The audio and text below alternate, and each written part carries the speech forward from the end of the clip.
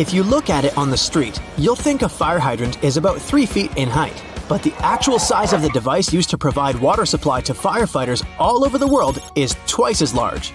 That is, if you count the rest of the hydrant, which is hiding underground. They're mostly red, and it's not just a matter of urban design. First of all, they need to be of bright, easily noticeable colors so firefighters can spot them fast when they need to. The choice of color depends on how much water the hydrant can hold.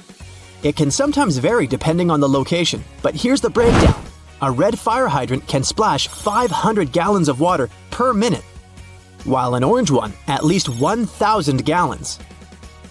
Green ones mostly process 1,500 gallons of water per minute, and the most plentiful ones colored blue can generally contain over 1,500 gallons. Hey bowling fans, isn't it super annoying when your bowling ball gets cracked? Turns out that most of them get damaged because of incorrect storage or spikes in temperature. Now come on and face it, since it's already cracked a bit, aren't you curious what's actually inside the bowling ball? 'Cause I sure am. Let's have a look. They mostly make the inner core of the ball of powdered metal oxides, like calcium or iron oxide. They mix them with some resin and catalyst to harden the whole mixture. So that light bulb shape you now see inside of the ball is actually its heaviest part. It also influences how your bowling ball rotates when going down the lane. The same goes with spray paint cans. When you shake it, it makes a weird noise. But what is that thing in there? It's called a pea, and it's meant to hold the paint mixture in place and maintain its shape. They generally make it out of plastic, metal, or ceramic. It basically acts as a whisk to make sure your paint is well mixed together before you apply it to your surface of choice. Ever wondered how soda bottles keep that refreshing fizz for that long? Well, they have a little plastic ring fastened to the lid. They place it there to keep the gas from escaping and making the soda go flat, even if you shake it around in your bag the whole day. Speaking of things we use on a hot summer's day, wait, don't put your baseball cap on just yet. Take a look at it for a minute, and you'll notice there's a small button on the very top. Is it functional, or is it just there for the sake of design? Way back when people started using fabrics to cover their heads, some say the button was actually functional. Since it's on top of the cap where the fabric panels come together, the top button helps keep the cap crown in one single piece. Now, with recent advances in fabric and pattern design, the button is more of an aesthetic feature. It's used to cover up the joint point of the fabric panels. Your cap might not have a button at all, but don't you think a cap actually looks better with one? Cotton pads have two sides, and if you take the time to look at them carefully, they're actually different in texture. Just in case you've ever wondered why, the textured side is for applying makeup, and the even side is for removing it. Bookworms, this one is for you. Dust jackets that come with a lot of hardcover books are not just meant to make your book look pretty, they also double as a bookmark. Just fold the pages you've already read underneath the inside of the jacket, and voila! Next time you reach out for your favorite shirt, take a look at the top buttonhole. It should be stitched horizontally, and all the other ones are vertical. Turns out that the dress shirt was designed this way since the first and the last buttons were the first ones to unbutton throughout the day. They then changed the direction of the buttonhole to ensure the shirt would stay nice and fitted before you're ready to take it off. These days we have so many variations of this awesome dessert that it's hard to imagine we've ever lived without it. You can find different types of cookie dough ice cream or even chocolate chip cookie cake basically everywhere, but the famous cookie wasn't actually invented until 1930. The story goes that a woman named Ruth Graves Wakefield was preparing some chocolate cookies as she was waiting for some guests to arrive. She soon figured out she was out of baker's chocolate, a crucial ingredient for the classic cookies. To fix things up, she chopped up a block of semi-sweet chocolate, thinking it would eventually spread out evenly throughout the batter, given the heat of the oven. Things didn't necessarily go as planned. But hey, it's great they didn't, because this is how she invented this modern dessert we now can't get enough of. And speaking of popular snacks, the potato chip is even younger than the chocolate chip cookie. Well, at least historically. There are many stories trying to explain how it was invented. One of them goes like this. A chef named George Crumb, based in New York, put the chips together in 1953. He decided to try a different cooking solution when one of his customers didn't have nice things to say about his French fries. He said they were too thick and kind of mushy. Then, Crumb came up with potatoes that were thinly sliced and fried until brown. People absolutely loved the dish, and they welcomed the first ever batch of chips with open arms. Ice cream, anyone? If the story is true, back in 1904 at the St. Louis World's Fair, one ice cream shop owner ran out of cups to serve his dish. So, he fashioned a waffle into the shape of a cone, and the rest was history. Okay, I'll admit it, chewing gum-like treats have been around since the ancient Greeks. So this one isn't particularly a revolutionary discovery, but the actual gum we buy today wasn't there until the late 1800s. An American inventor named Thomas Adams wanted to mix together different chemicals to create rubber. He tried and failed, for that matter, to play with chicle for his experiment, but ended up fashioning this neat treat. They still use chicle to this day to produce most chewing gums.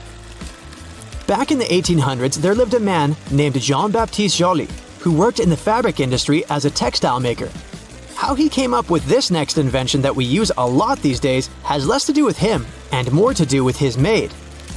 The story goes that the woman accidentally knocked a kerosene lamp over onto a tablecloth. Instead of getting upset over the damaged fabric, Joly noticed that the substance actually made the material cleaner. Figured it out yet? Yep, that's how the idea for the very first dry cleaner popped up. A very neat accident, if I do say so myself. Now this one I loved. Did you know matchsticks were initially called friction lights? Or at least that's how their inventor, a chemist named John Walker, called them back in 1826. He scraped a stick coated in chemicals across his hearth, totally by accident one day, and realized that they ignited and created a spark. Initially made out of cardboard, they were then made using wooden splints and sandpaper. Back in the 1940s, a man named Harry Coover stumbled upon a chemical formulation that seemed to stick to everything it touched. The scientific community at the time didn't look much into it, as the formula didn't seem to have many applications back then. It wasn't until 1951 that he looked a bit more into the formula and decided to repurpose it, along with a fellow Eastman Kodak researcher named Fred Joyner. They gave it a proper full name. But you must know it by the shorter version: super glue. It also has many uses in security these days that it's hard to believe that we didn't come up with this one on purpose. Back in 1903, a scientist named Edward Benedictus knocked over a flask by accident. He looked down and was amazed to see that the glassware had just slightly cracked but maintained its shape. He was expecting it to break into a million tiny pieces.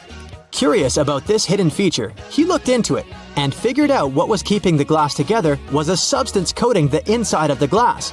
Ta-da! That's how humanity came up with safety glass. Did you ever notice that the toilet paper color is usually white? But this color wasn't always a favorite. In fact, colored toilet papers popped out on the shelves in the 1950s. Homeowners purchased pink, blue, yellow, green, and even black paper because these colors matched the interior. But eventually, many doctors began to associate the dye in colored toilet papers with increased health risks. Also, the dye didn't allow the colored paper to decompose as quickly when it was flushed down, which increased the risk of clogging septic tanks. This made manufacturing and retail prices too high compared to the basic white paper, and eventually, the demand began to fall. And now, let's take a closer look at these fancy patterns.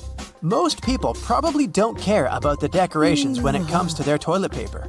However, these patterns still exist. But why? Well, there are several opinions.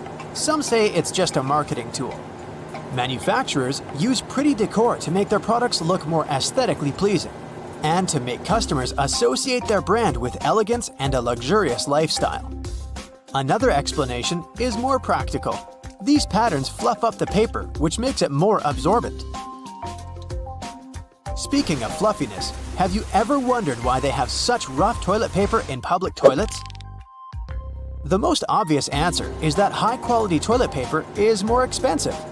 Also, companies prefer purchasing giant rolls of low-quality paper because they can change them less frequently. This decision also helps prevent stealing. Yes, people actually steal paper from public toilets. Have you ever noticed that light switches in public toilets are usually placed outside? Well, it's not a coincidence. Construction companies do it for safety reasons because, as we all know, electricity plus water is a dangerous combination. And light switches are connected to power. Therefore, electricity literally flows through them. Of course, professionally installed switches will have a bunch of additional safety precautions. But most builders prefer not to take risks. The UK has far stricter rules for light switch safety compared to the US. That's why if you live in London, you'll probably find light switches outside the bathroom more commonly. But don't worry, most bathrooms in the US feature independent electrical circuits. This provides additional safety in case of accidental electric shock. When any change in the electrical current happens, they should shut off automatically. There are so many awesome lighting opportunities in this world. But why are the traffic lights red, green, and yellow? Turns out there's a reasonable explanation for it. Before traffic lights for cars, there were traffic signals for trains. At first, railroad operators used white color to mean go, red to mean stop, and green to mean caution. But later, they realized that white wasn't such a good idea, because bright white light could easily be mistaken for stars during the nighttime. So railway companies changed the white color for green to mean go and yellow to mean caution, because these colors are easily distinguishable from the others. And eventually, this tradition spread to traffic lights for cars and became a standard. As for the red color, it has the longest wavelength, which means that drivers can see it from a greater distance than other colors.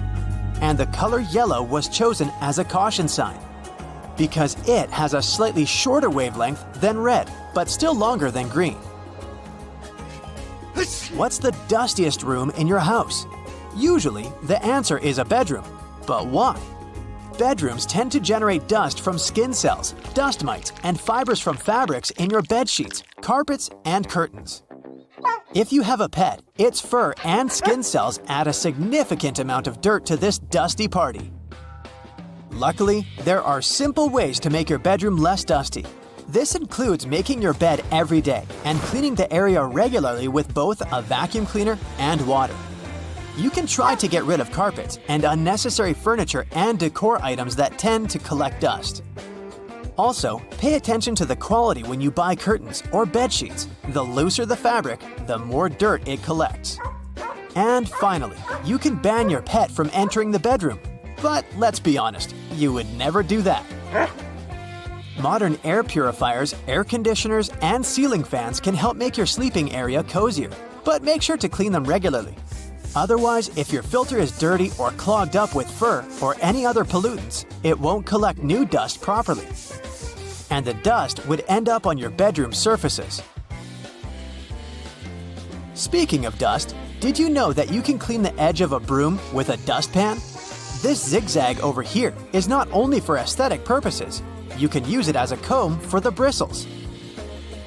Have you ever had these marks behind your ears after wearing your glasses? Sometimes it can even take them weeks to go away. Well, it's a sign that the side pieces of the glasses, called temples, are not adjusted properly for your head. In other words, they're too tight. This can cause skin irritation and even headaches. If they're bent towards the area behind your ears, they can press on the fragile part of the skull. So, keep in mind that temples should not only have the correct size, but also correct adjustment. A professional optician can easily fix this problem. It's way safer than trying to do it on your own. Box graters can be used in a horizontal position too. In many cases, it's much more convenient to grate a carrot or a big block of cheese this way. If you want to grate a soft product like goat cheese or mozzarella, you can put them in the freezer for about 30 minutes before grating. Also, there's a way to make the cleanup easier and prevent the cheese from sticking. Spray the grater with a small amount of oil before using it. And now, let's take a look at the most unpopular sides of the box grater. Have you ever used them?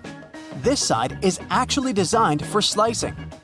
It's pretty handy if you want to make thin vegetable slices for your salad or pasta. Or sliced potato chips. And these tiny punched-out holes are designed for zesting or very finely grating. Graters are pretty useful for the next non-food tip. If you're on a budget, you can purchase this super cheap laundry soap. Grate a small amount and throw it right into your washing machine instead of using the regular washing gel. Did you know that you can change which way the refrigerator door opens? There are hinges over here. If you attach them on the other side, the doors will swing the other way. But before trying to do any repairs by yourself, make sure to disconnect the power source. And read the instructions for your particular model of the fridge. Have you ever noticed that there's a shiny side and a dull side to tinfoil? Many people believe that it matters which side is used up or down because the shiny side would trap the heat better. But in fact, it makes no difference at all. The manufacturing process makes the two sides look slightly different, but they both serve their purpose equally. Tinfoil can be used not only in the kitchen. Here's a little known battery hack. Let's say you're out of AA batteries. No worries, use a smaller AAA battery and a bit of tinfoil. Just insert it on one of the ends. This will work because both AA and AAA batteries carry the same amount of voltage. Did you know that Chinese takeout food containers unfold and turn into plates? All you have to do is just to disassemble it from the two sides, and gravity will do the rest. By the way, the old school name for this type of paperboard container is an oyster pail, because it was originally designed to hold oysters. I want you to get ready to have your eyes finally open to some of the strange little secrets behind everyday items. From tape measures to toothbrushes to the kitchen stove, you'll never look at or use any of these things the same way again. Let's start with a humble tape measure. See how shy it is? It's actually a much more useful tool than you might think. Struggling to measure something on your own? Well, there's a hole or notch in the metal bit on the end. Called a nail grab, it allows you to hook it onto a small nail or screw, which then holds the tape measure in place while you pull it open. No more wild flopping around while you try to read it. But that metal end seems a little loose. Maybe it's time to buy a new one. Nah, don't. The end is actually supposed to move around, helping you get an accurate measurement. The hook is actually 1/16 inch wide, and that little bit of movement takes this into account. If you push it against something for an inside measurement, the hook is included in the final number. If that hook is on the end of something for an outside measurement, the slight gap equals the space the hook would take up. Your measurements are always spot on. Oh, and stop bending the tape when trying to include a corner in the measurement. Your numbers will be wrong. Check the casing. You'll actually find a measurement listed on the side. This is the length of the case itself. Press the casing into the corner, add that number to your measurement, and you'll have the correct information for any project. And guess what? There is actually a National Tape Measure Day. Ta-da! It's celebrated each year on July 14th. Wow, they really do have a day for everything. Now, another tool you haven't been using correctly? The stapler. Take a closer look at the metal plate at the front end. This is called the anvil, and yes, it helps bend the staples. But did you know it actually has two settings? A traditional staple's arms point inward, securing several sheets of paper in place. But you can turn the anvil around to the pinning setting, so that the arms of the staple will point outward. These staples are designed to be temporary, like pins used in sewing, and are much easier to remove. Do you have a padlock for your bike, or a locker at school, or your shed to keep your neighbor from borrowing things without asking? Then you may have noticed a small hole at the bottom, near the place where you put the key. The main purpose for this hole is to help drain water that might get inside. If the water isn't removed, it can damage the mechanism when freezing or by causing it to rust.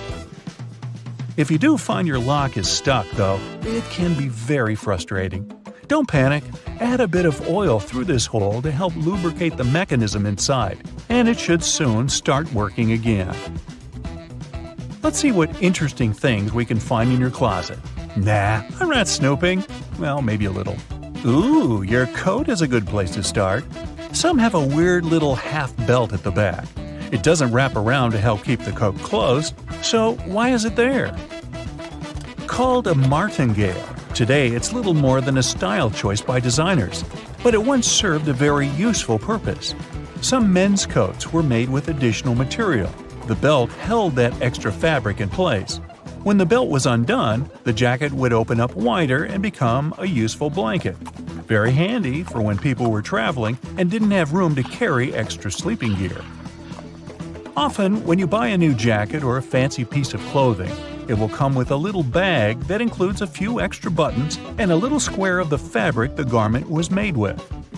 The buttons are extras in case you lose one. That swatch of fabric, however, has several uses. Many people believe it can be used for patching small holes, but it also allows you to test your cleaning products on it. This way, you don't ruin your item the first time you toss it into the washing machine. It's better for that little swatch to turn a horrendous pink than your beautiful new coat. Bonus tip: carry that swatch with you when you go shopping. It'll help when you're looking for a matching outfit. I mentioned buttons just a minute ago. Have you ever wondered why buttons on women's shirts are on the left, but on men's they're on the right? Well, there was a time when the side the buttons were on would indicate your social status. If you were a commoner, you would be dressing yourself, and these buttons would be on the right, easier for a right-handed person to do up.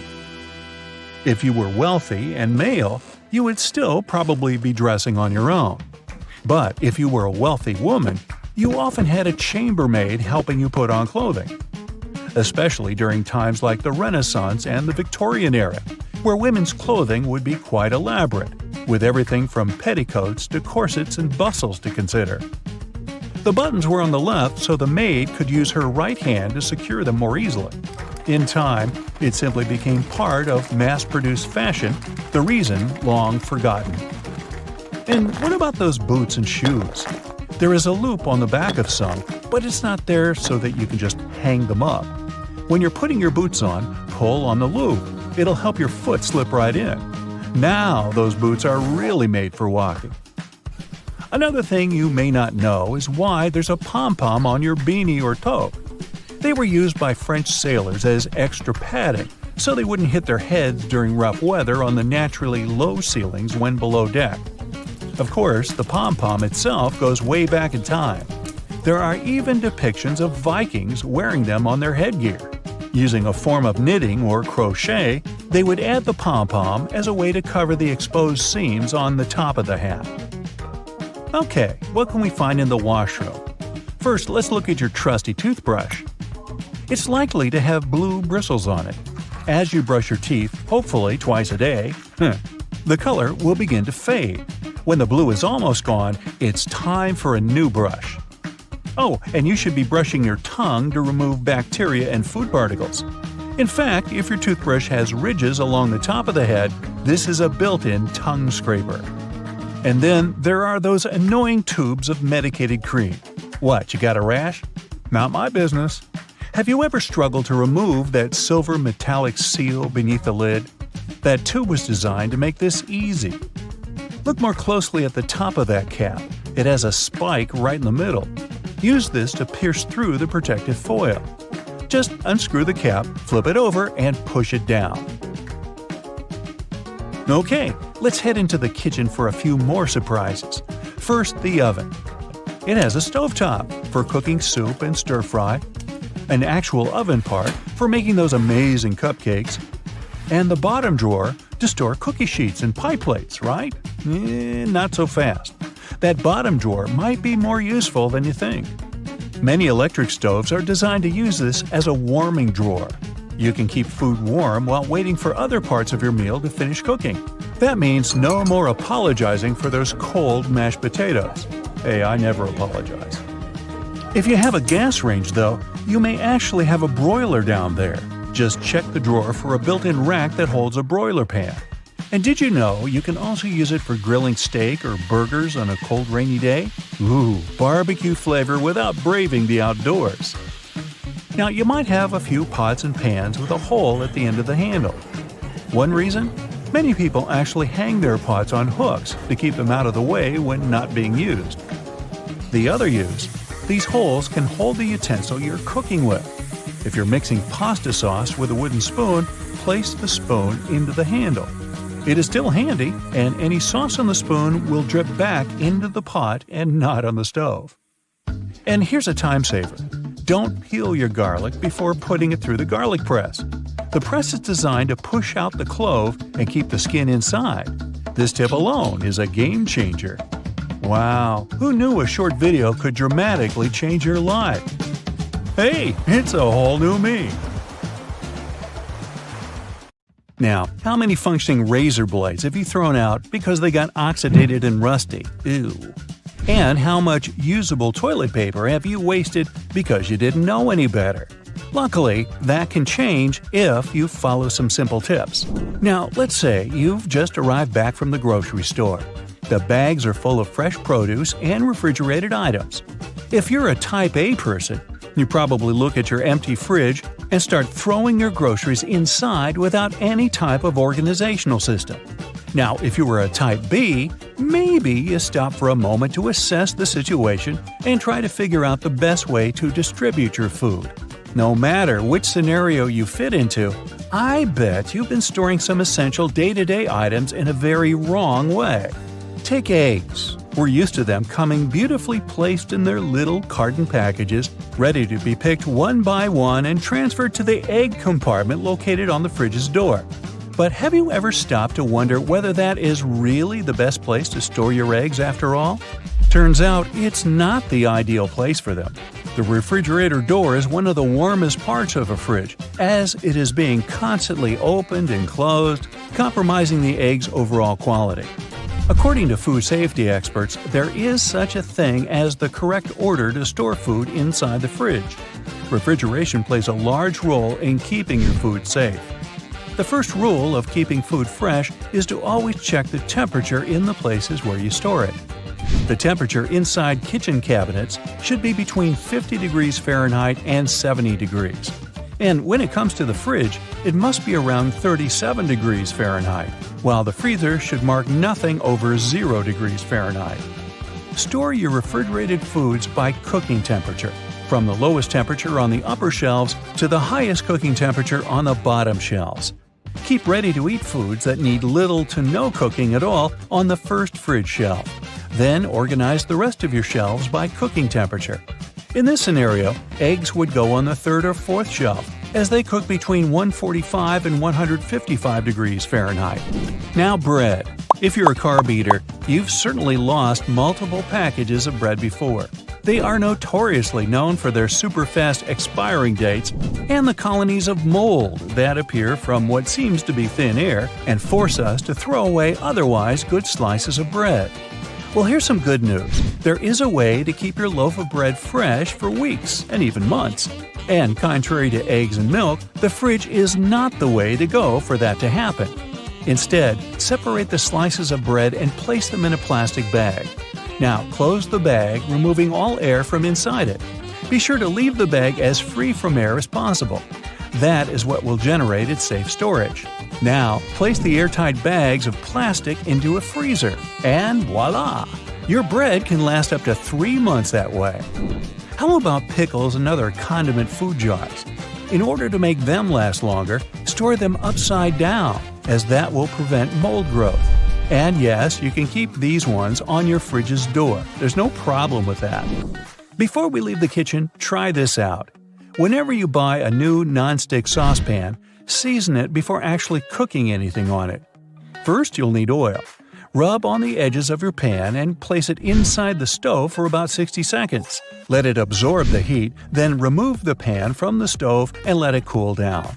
Wipe off the excess oil, and there you have it.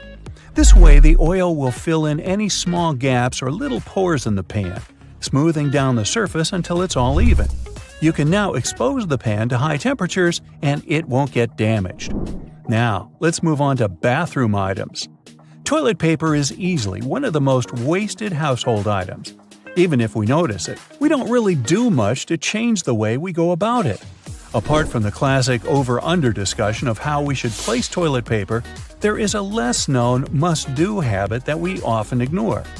Just to fill you in case you've been oblivious to this until now, toilet paper science has long debated whether the correct way to hang the roll is with the loose end draped over the top or with the loose end hanging inside next to the wall.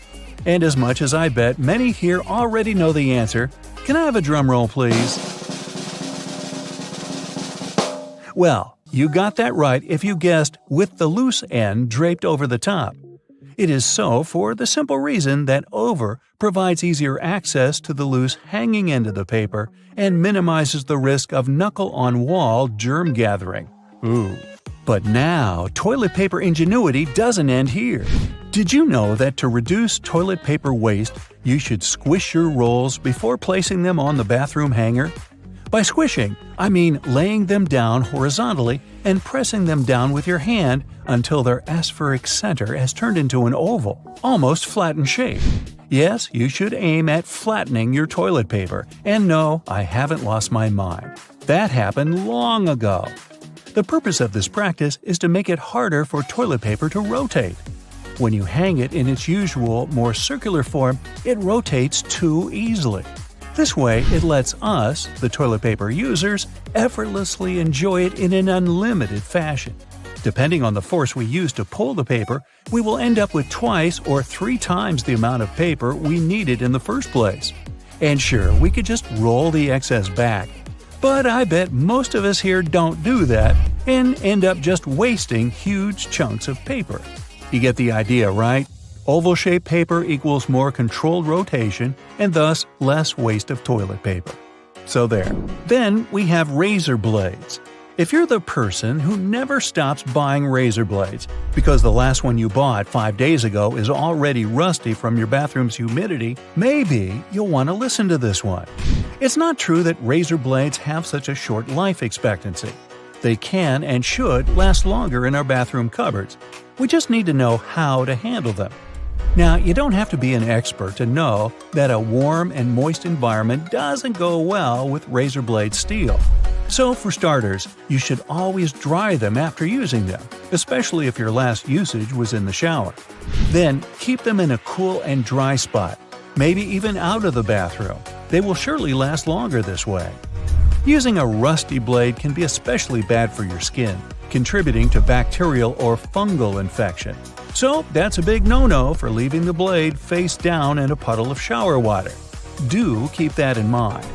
After that delicious shower, some people may head back to their bedrooms.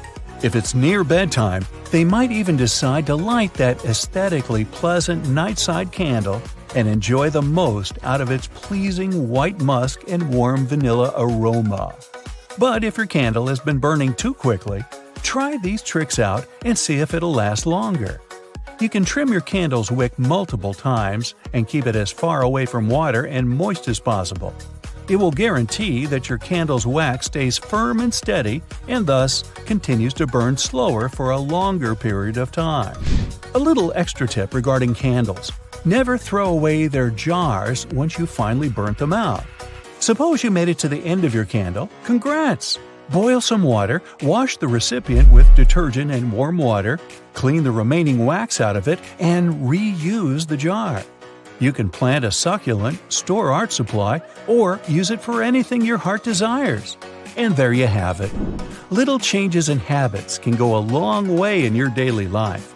Be sure to check them out and let us know in the comments below which one was your favorite to try out. Me? I'm going to make candles out of toilet paper. We'll see how that goes. Whether it's something as simple as a button on your jeans or something that's part of a larger moving mechanism, here are 26 secrets to everyday things you probably didn't know about. You use doorknobs every day, so it's right to be concerned about how many germs could be on them. However, they have made doorknobs out of brass partly for that reason. Brass provides an antimicrobial effect, eliminating the microorganisms that were hoping to start a colony on your doorknob. Your pants have that 1/5 pocket that's recognized as the small useless one. Originally, it was there to provide a safe place for your pocket watch, something that was necessary when first implemented in 1901.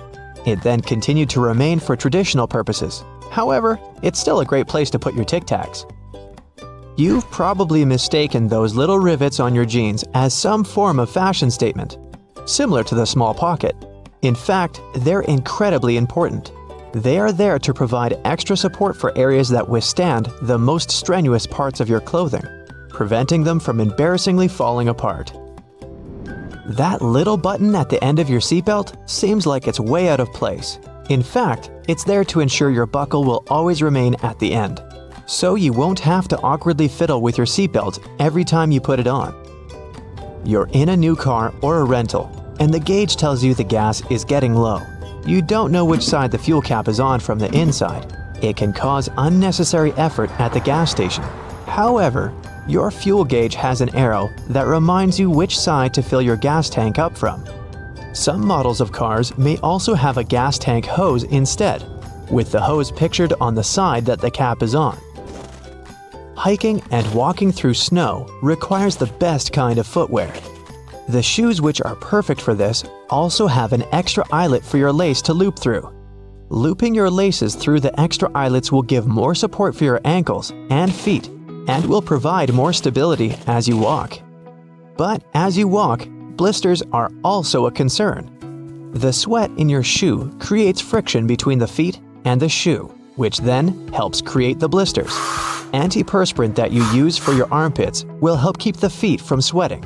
Just make sure you use the clear one. Cooking for people is always nice. However, sometimes the guests are late.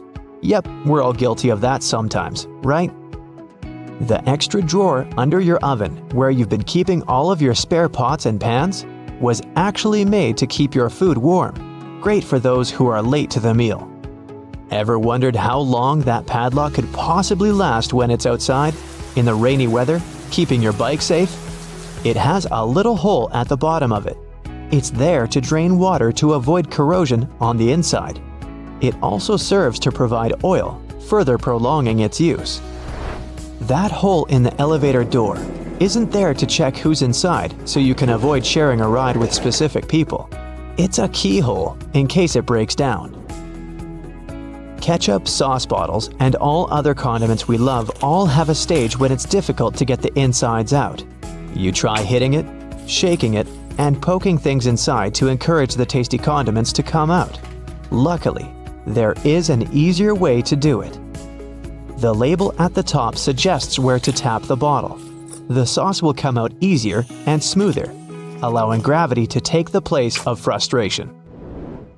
The purpose of wooden coat hangers is to help repel pesky insects and avoid fungal growth that eats away at your clothing. As it's made of cedar wood, it contains oils that have insecticidal and fungicidal properties and were used as far back as the ancient Egyptians, although they used it for other purposes. We've all been trained and tested at the art of typing and know the correct way to use a keyboard. But you may not have noticed that the F and J keys have a small ridge at the bottom. They're there to help you find your correct starting place with your fingers on the keyboard, without having to look down. If you've been lucky enough to get the window seat on the plane, you would have noticed that little hole at the bottom of the window. It helps with the air pressure on the plane. The window itself is made from acrylic and isn't actually glass, which saves it from fogging up so you can see the scenery on your journey. The windows on planes were originally square. However, they would continuously break from the constant changes in pressure. Round windows are able to evenly distribute the pressure, ensuring you'll have a pleasant journey without falling out. For all you Nintendo Switch players, those who have tried to taste your cartridges will notice they have a bitter taste. The manufacturers added it intentionally, as the Switch's cartridge size is very small and it might be a hazard for the youngest players that have a tendency to put things in their mouth that they shouldn't. So the bitter taste made from denatonium benzoate ensures that they won't be tasted for too long. Cosmetics containers that are filled with products used for your skin have a secret number on them. This is to help inform you how long the product will be usable, ensuring it doesn't cause the reverse effect by damaging your skin instead. Pen lids have a hole at the end of them. It's not there to help your pen breathe and boost performance, but it's there to help you breathe, just in case while you're sitting in class or at work and you're chewing on your lid and just happen to swallow it. You can be rest assured if it's stuck, the pen makers were thinking of you. When you're traveling by car or any other form of ground transportation and you're trying to drink your favorite pop from a straw, you'll find it quite difficult to do at times. Simply turn the tab on the can around so that your straw easily fits inside, making it easier to drink out of. There are always spare buttons when buying new clothes, along with a little bit of fabric. It's far too small to repair that crutch part that always rips first. The fabric is actually there for you to test how to wash it, so you don't accidentally ruin your brand new clothes. Determining how much pasta you need just for yourself can be difficult to figure out. Your big spaghetti spoon with the big hole on the inside, that looks like it's there to drain water, is actually there so you can put the uncooked pasta inside before cooking, so you know exactly how much you need. New shoes always come with those strange little packets. That's silica gel.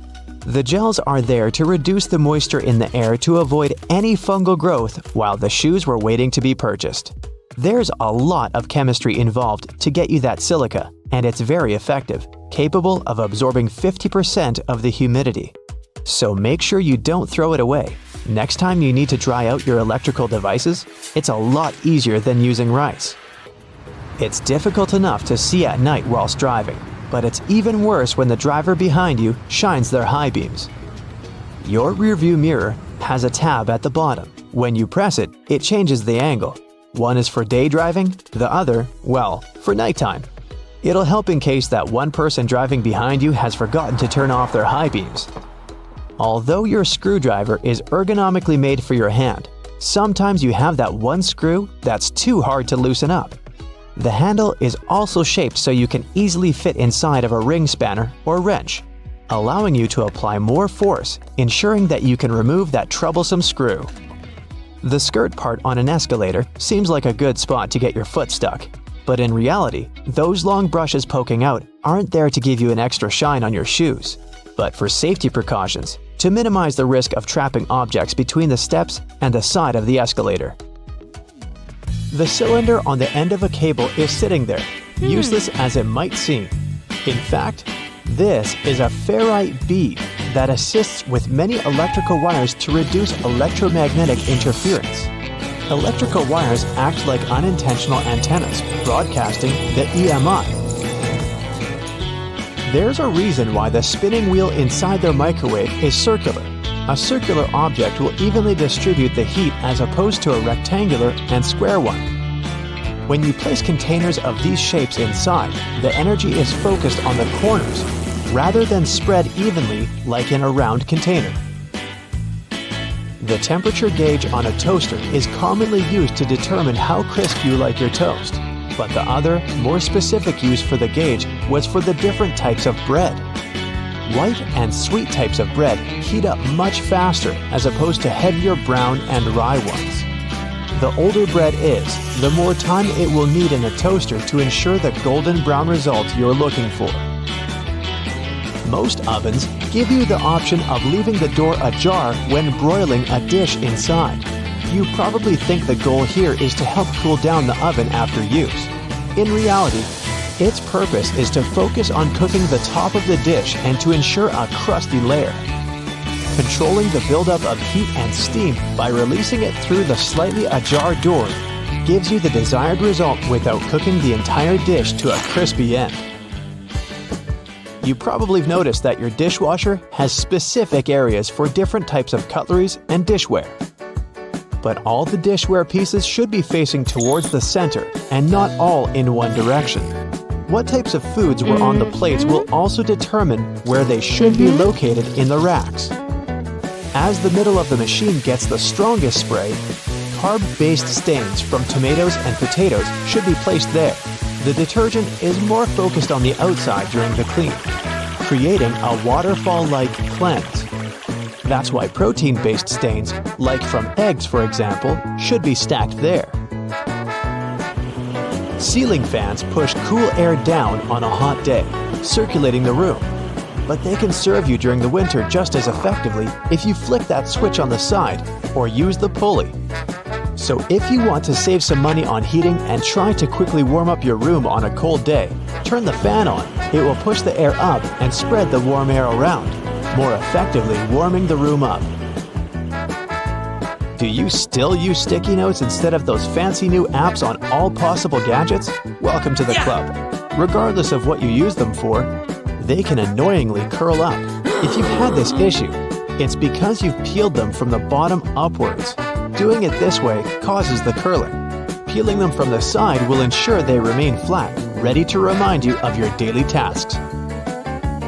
Did you know that can openers weren't invented until 50 years after preservation cans had been readily available? So how would it be possible to open a can? There are a couple of alternative methods just in case you've misplaced your trusty opener. All you need is a metal spoon. Set the can down on the counter, hold onto it firmly, and grasp the head of the spoon tightly. Apply pressure and vigorously rub the edge of the can's top over a small area. It takes time, but as you continuously rub, a small indentation soon opens a hole. Once the hole is wide enough for the spoon's tip, pry the lid upwards and keep going along the edges until you can finally access the hard-earned meal within. Most toilets rely on water pressure and gravity to function, so a power outage will not affect them. But if yours does need electricity to function, you must be worried about using it when the power is out. The good news is the power is only used to fill the toilet and not to flush it. As the flushing mechanism will still work, open the toilet tank and pour in a couple of gallons, and you're free to flush away whatever you need to. Blockages in shower drains occur over a long period of time. It's inevitable. We lose 50 to 100 hairs a day, and many of them will endeavor to reside within our shower drains. Hair only forms the foundations of the blockage, and this attracts the buildup of various other things. A great life hack is to use your vacuum cleaner and put the nozzle in the hole once removing the plug. Apply a wet cloth around the nozzle, ensuring air cannot escape. The vacuum will suck up the blockages a lot easier. This will help avoid any extra cost from plumbers, as they themselves use this technique. To make your candles last longer, trim their wicks multiple times and keep them as far away from water and moist as possible. It will guarantee that your candle's wax stays firm and steady and continues to burn slower for a longer period of time. The empty space between the panes of the oven door is there for a reason. You can stick a brush in there to clean the oven door glass. It's easy to access this space through the bottom of the door, open the lower shelf, then push the brush through the hole. While you're parking in a garage, you might find it difficult to determine how close to it you need to be.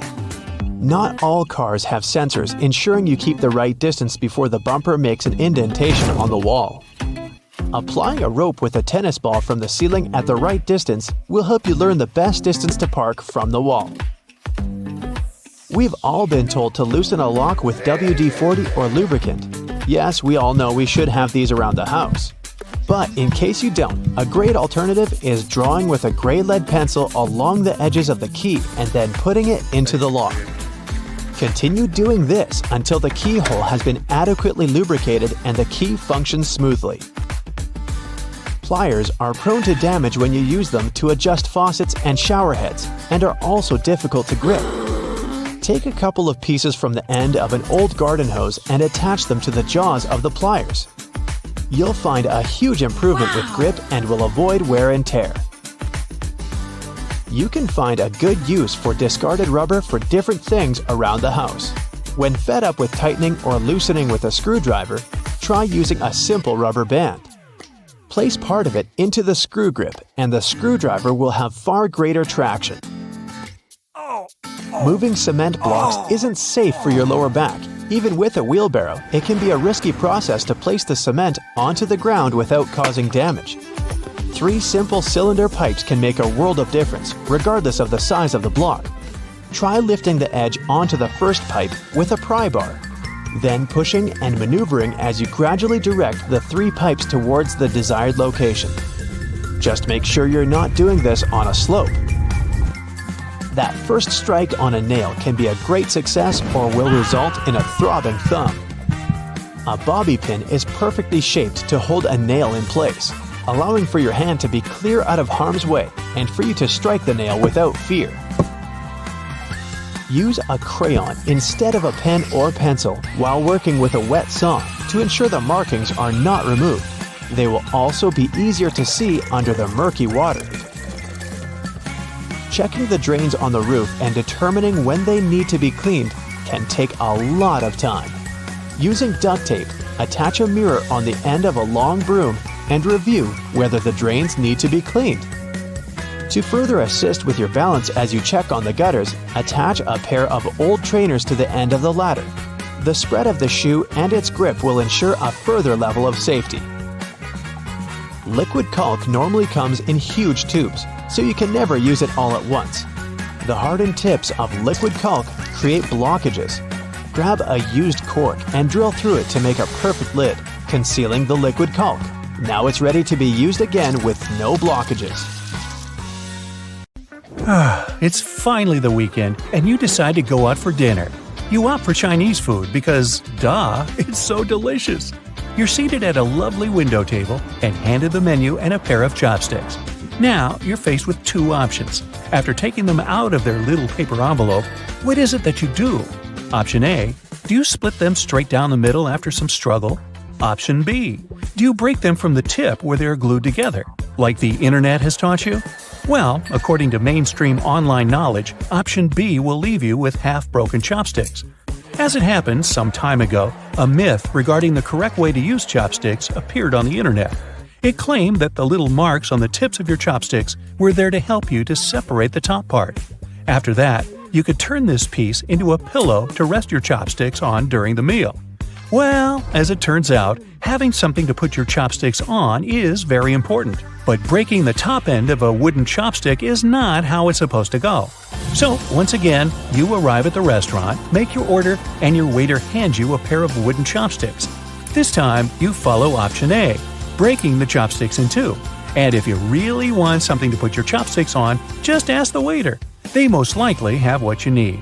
Me? I'm the daredevil type, so I just put them on my plate. Now that this is covered, you might spend the rest of the night trying to figure out how to hold the chopsticks correctly. The Chinese have been using chopsticks since 1200 BCE. I was using a fork back then. They started out using them as cooking utensils, but it wasn't until 400 CE that they started using them at the table for eating. This custom spread around, and at one point, the Japanese created disposable bamboo chopsticks that we use today. 40% of the world's population use their hands to eat, 30% use knives and forks, and the remaining 30% use chopsticks. Most chopsticks users are from the East and Southeast Asia, with China, Korea, and Japan leading the race. And just in case you're wondering, yes, there is more than one type of chopsticks in the world. For example, chopsticks in China are the thickest and longest of them all. They're often made from bamboo or melamine and have thick and flat tips. The material is slippery and smooth, which makes holding them even more difficult. Now, say you're having dinner with native chopstick users. Here's what you should do. Plan where you'll rest your chopsticks between bites. You don't want to make a mess, right? So don't put them on the table. You'll get sauce all over the place. Definitely don't place them upright in your rice bowl. I'm not even going to start on how impolite that looks. The best solution would be to ask for a chopstick pillow or a holder and put it next to your plate. But if that's not an option, you can lean the tips of your chopsticks on the rim of your plate or bowl. Also, pay attention to what your chopsticks are pointing at once you put them down. It shouldn't be the people you're dining with. That can be interpreted as disrespectful in certain cultures. Now, here's how you're supposed to hold your chopsticks. Here's your hand, and a pair of chopsticks. Try holding them like you would normally hold a pen or pencil. Take a mental picture of what it looks like. Now, never do this again. Try doing this. The thumb over the chopstick, under the chopstick, the tip of your finger. Got it? You have to place your thumb and index finger on the top stick, your middle finger serving as both support for the upper chopstick and as a holder for the bottom one, together with your ring finger. It might sound difficult, but it's really not. Just make sure to get some practice. And remember, if your finger starts sliding down the chopsticks, hold them as close to the top end as possible. This way, you can open your chopsticks wider. If you're almost a pro at handling chopsticks, you can use them while cooking. Just don't use metal ones, though. They are good heat conductors and will also most likely scratch the bottom of your pan. There are other types of chopsticks you can use. They are very good in case you decide to cook tempura or fritters that you need to keep turning from one side to the other. And last but not least, never wash your chopsticks in the washing machine. Just don't. They'll probably end up clogging the machine. Wash them by hand, the way previous generations did. Now, moving on to other things you might have been doing wrong. Hey, I don't mean to criticize. I'm just going to point out a few improvement opportunities on things you might have been doing badly, like microwaving leftover food. How many times have you taken your food out of the microwave only to discover it's still cold in the middle? That's because microwaves heat the food closer to the sides of the plate first. Often the heat doesn't have enough time to reach the middle of your, let's say, delicious spaghetti bolognese. It's more effective to spread your food closer to the sides, leaving some empty space in the middle. There you have it, warm food without much effort. And since we've been talking about food, let's talk chicken wings. Most of us take one, scorching hot, with both hands and take a big bite. But there's an easier way to eat it. Grab the wing by the two little bones, twist them, and slowly pull the bones out. Don't worry, the chicken won't feel it. You'll get a meaty, bone-free chicken wing. After all this eating, make sure you brush your teeth. But make sure you're doing it right. Choose a soft or medium bristle toothbrush. It won't harm your gums. And instead of repeating mechanical up and down movements, choose a 45-degree angle and go with it. This way you'll clean all that sticky plaque. Blech. To break in a new pair of shoes, you can ask someone with wider feet to do it for you. Maybe Mongo here. Or you can do something different. First, you'll need to put on a pair of thick socks. After that, use your hairdryer to blow hot air on one of the shoes and walk or jump around your home for a minute or so. You'll notice that your shoe has become warmer and softer. Now repeat this process with the other shoe. Now, if you still think the only use of nail polish is to make your nails all nice and pretty, you might be in for a surprise. Nail polish has unique waterproofing and adhesive properties, which makes it pretty useful when you need to create protective seals. So, if you've chipped a ceramic jug and glued it back together, try applying a layer of colorless nail polish. Now the crack is sealed and your jug is ready to be used again. And if you don't want to seal envelopes, if you still use them, you can apply a coat of nail polish on the corners of the envelope, close it, and put it in the mail. And now, some real magic. You know how the tips of your shoelaces might get frayed? Hey, sometimes I get afraid. Well, you can twist the loose ends together, dip the ends of your shoelace into clear nail polish, and it will lock itself together in place. You can also do that if you have some difficulties with threading a needle. Dipping the thread in nail polish will make its tip firmer, and it'll make it easier for you to pass the thread through that tiny eye of the needle. Now, if you're a fan of Gatorade, I'm sure you'll be surprised to know that you've been drinking it all wrong. At the bottom of every bottle of Gatorade, there's some space. You can use it to keep the cap. This way, you'll never lose it when drinking Gatorade again. So, who doesn't like to add some ketchup to that delicious hot dog? But you might be storing it incorrectly. Should you refrigerate it or not? Commercially made ketchup typically contains tomato, sugar, and vinegar, which give the sauce its specific acidity. The vinegar is actually what keeps the condiment preserved and safe to eat. That's why ketchup doesn't need to be refrigerated to avoid going bad. So, you can clear up that refrigerator shelf space and leave your ketchup in a cupboard at room temperature. But never leave it sitting in the sun on a hot day. When you go to open it, it will explode all over you in a big red mess. I speak from experience. And finally, if you want to cross out a word on a page, try writing several random letters over it. This way, the combination of letters will make the word impossible to read, and your secrets will remain safe. Want to pour yourself a drink before we begin? Just make sure not to grab the glass with your palm. Yep, that's right. The glass has a stem for a reason. Touching the glass bowl with your hands will alter the drink's temperature, and it will get warmer much sooner. While we're in the kitchen, let's check out your fridge. Most of those come with designated areas in the door shelves for eggs, but this may not be the best solution for storing them. The temperature in the door shelves tends to be a bit higher than in the fridge itself, so it's not the best place to store delicate types of food, like eggs or dairy. Make sure to remember that after your next trip to the supermarket. Also, while we're still browsing items in the fridge, did you know that waiting for food to cool down before refrigerating it may be bad for it? Keeping food at room temperature for more than 2 hours can increase its chances of going bad. So, pop it in as soon as possible. Just make sure to divide your food into smaller batches to help it cool down quicker. What's that in your fridge I just saw? Chocolate? Well, that's a big no-no. Regardless of the season, remember to never store chocolate in the fridge. The lower temperatures inside can cause the chocolate flavor to dull. Also, who wants to eat rock-hard chocolate anyway?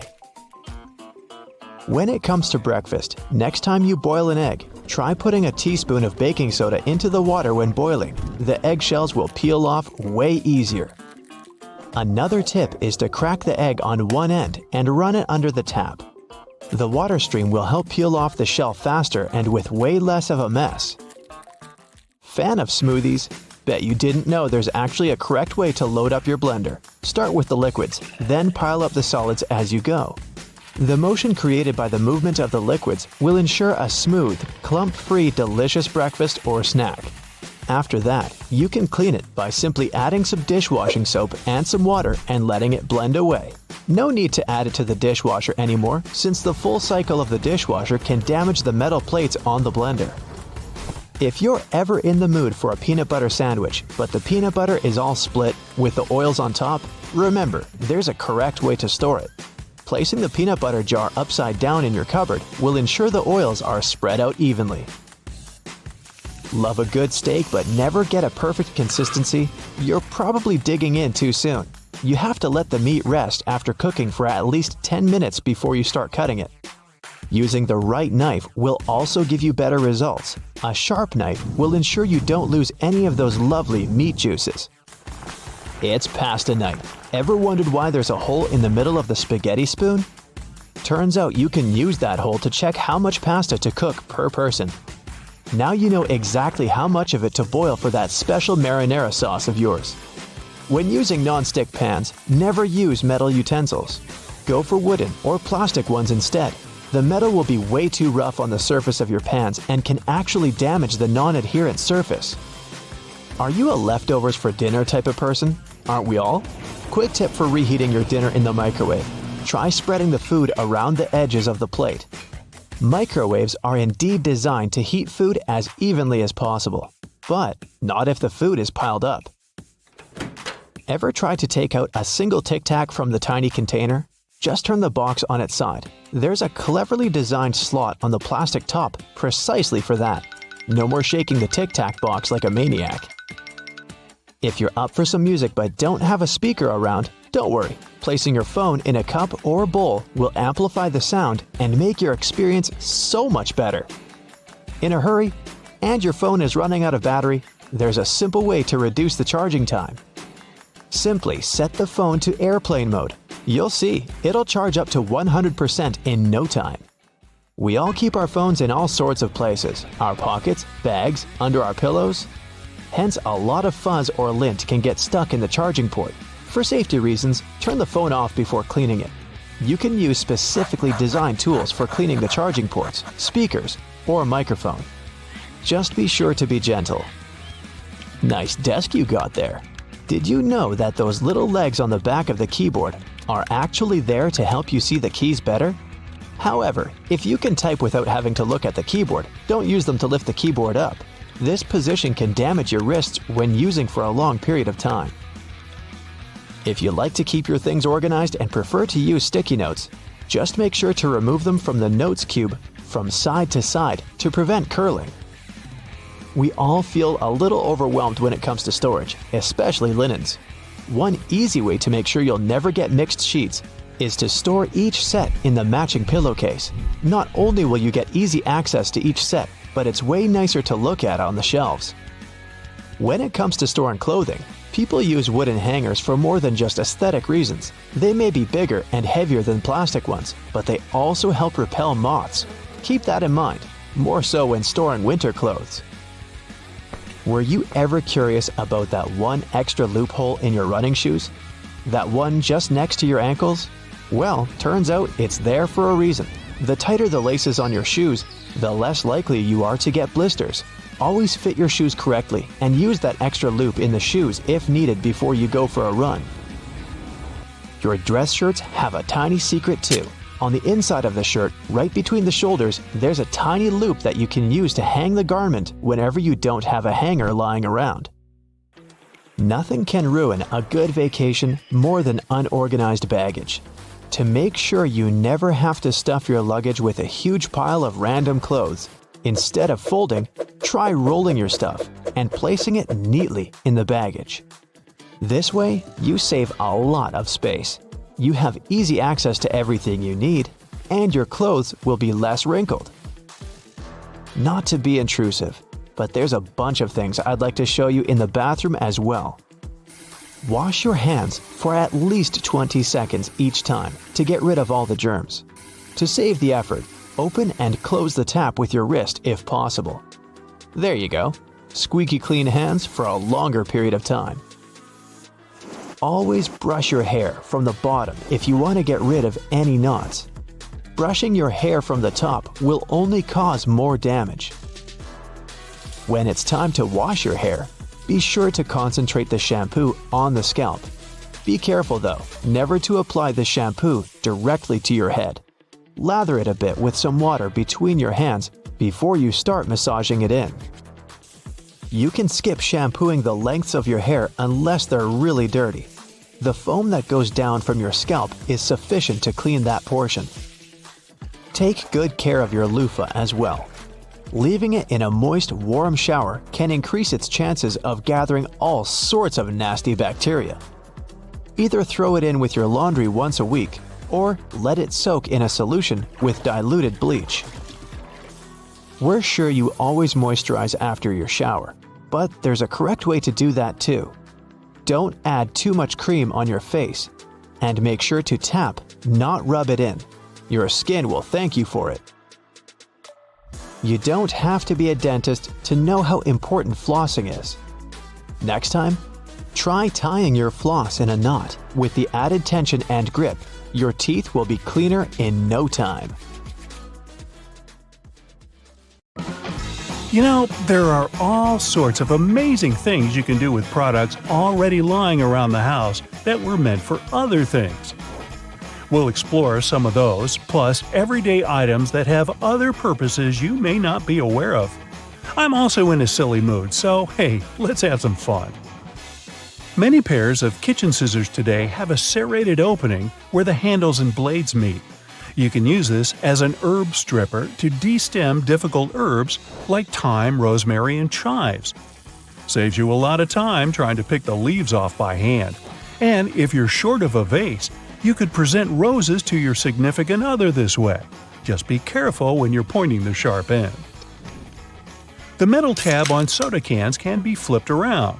You can slip a straw in place so you don't have to hold it up to your mouth. This stay-on tab replaced the pull ring tab created in the early 60s. You remember those, don't you? Those could be quite sharp and easily discarded where they could be a menace for others. Now, you can pop your straw straight into one. Also means you can produce some bubbles and make a mess.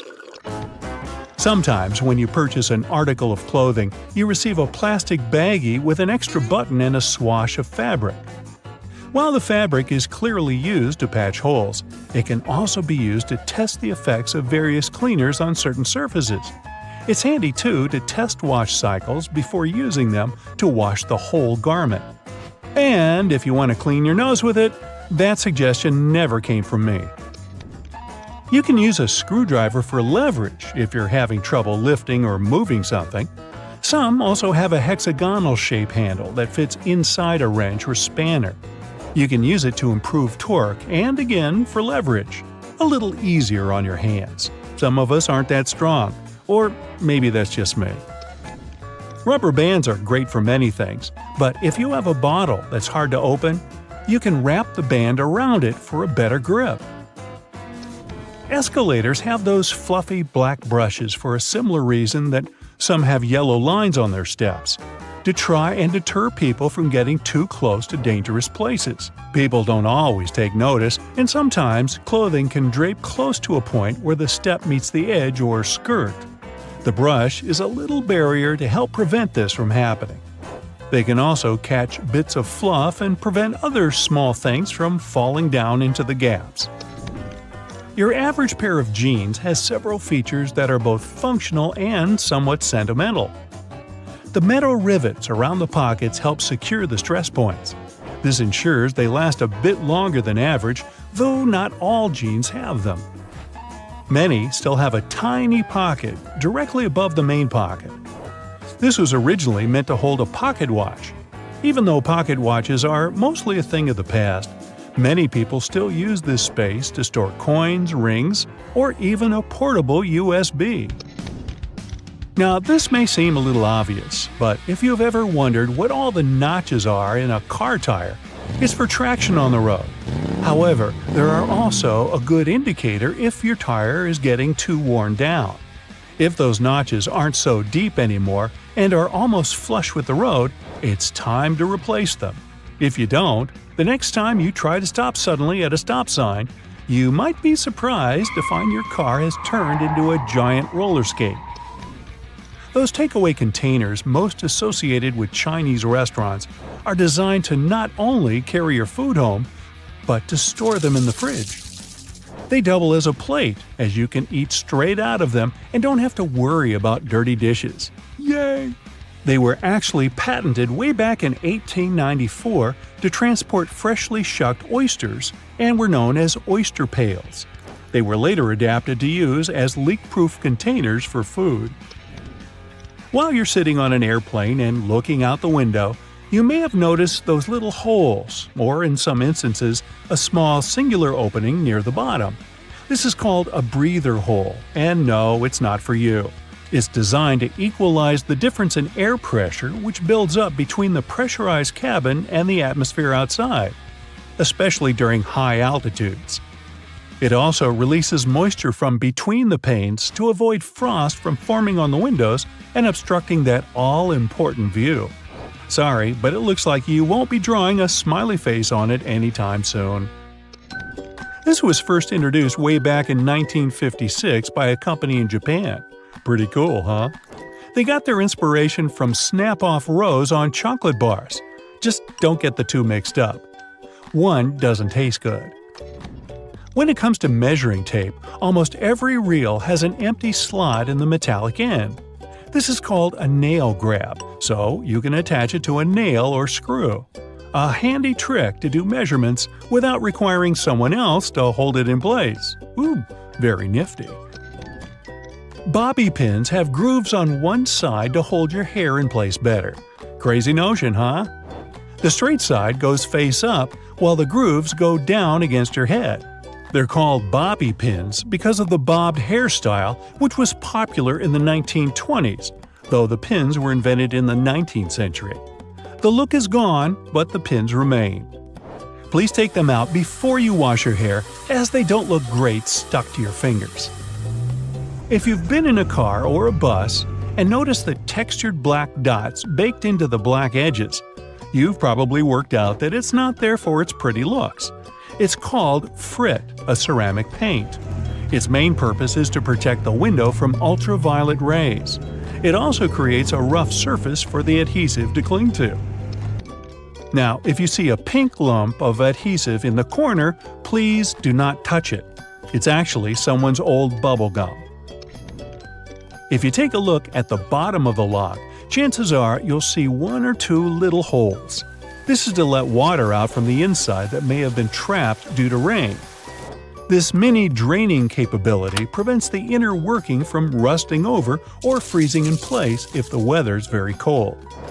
If, in another situation, the lock becomes stuck, you can ease an oil-based product inside to lubricate the lock and get it working again. If you've lost the key and want to ease your frustrations, you can yell into the holes. It won't do anything to unlock it, but it may help you feel a little better. Some dress shirts have a fabric loop on the back. You guessed it, it's used for hanging the shirt up. The loops were reportedly first used in the Navy, as it was easy to simply hang them on the wall. During the 1960s in colleges, the fashion of the day was to wear the shirt buttoned all the way to the top, which made them difficult to hang. So designers began putting the loop on the back. If the student removed the loop, it signified that they were going steady in a relationship. Unless your friend ripped one off for a prank. Now everyone's asking whom you're with. There's a little more to this story, but we haven't got time to hang around. And yes, that's a bad pun.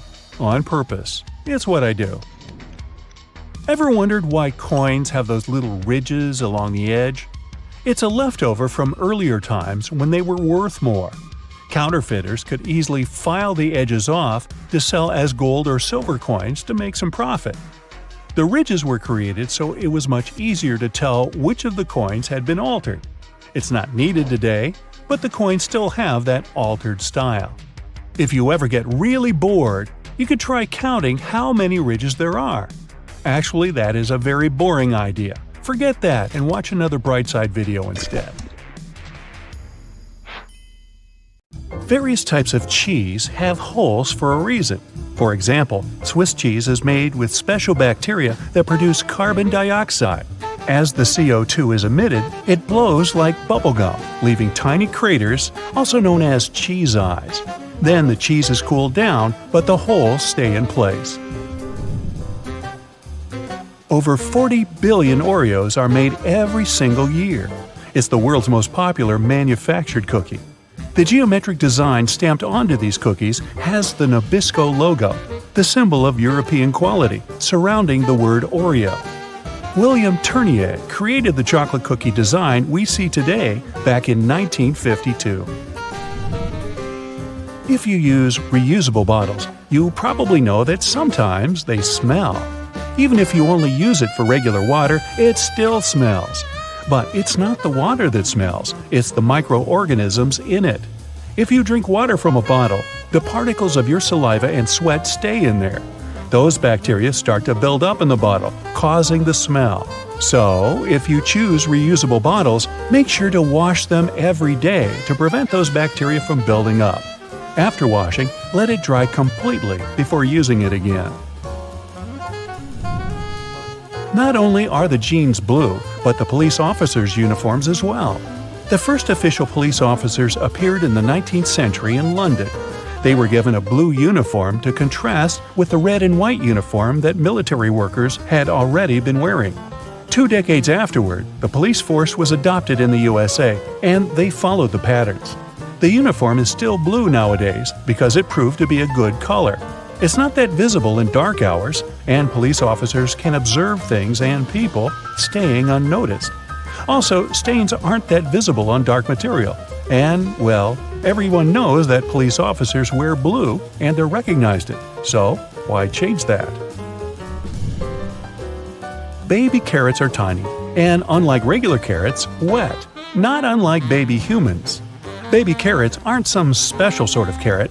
They're actually made of regular carrots by cutting off the skin and outer layers and then polishing them to look that pretty.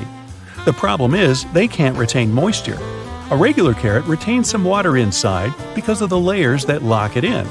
Once they're chopped out, baby carrots can dry out easily. So they usually sell them in bags with some water inside. Jeans have metal rivets, and they're there from the very beginning. Jacob Davis, the man who made the first pair of jeans, added copper rivets to spots where pants are more likely to rip, flies and pockets, to make them stronger. Today, they have more of a decorative purpose, since they are distinctive and traditional for jeans. Another special thing about jeans is those tiny pockets they have that seemingly serve no purpose. Well, maybe it's true now, but years ago, when many cowboys were wearing jeans, the pocket was made specifically to keep a pocket watch there. Also, back then, a pair of jeans had just 4 pockets. That tiny pocket, the watch pocket, 2 big pockets in front, and just 1 pocket in the back. Car headrests are all about comfort, and detachable headrests are all about safety. If you pull the headrest out, you'll see 2 sturdy metal bars. If you ever get locked or trapped in a car, you can use the bars to smash the window and get out. Those little red spots you sometimes see after you crack an egg are nothing to be worried about.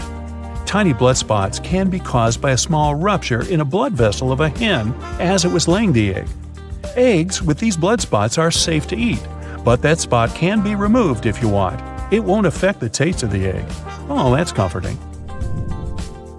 Hidden within the Toblerone logo of the mountain is the image of a bear standing on its hind legs, about to eat that yodeler over there. No, not really.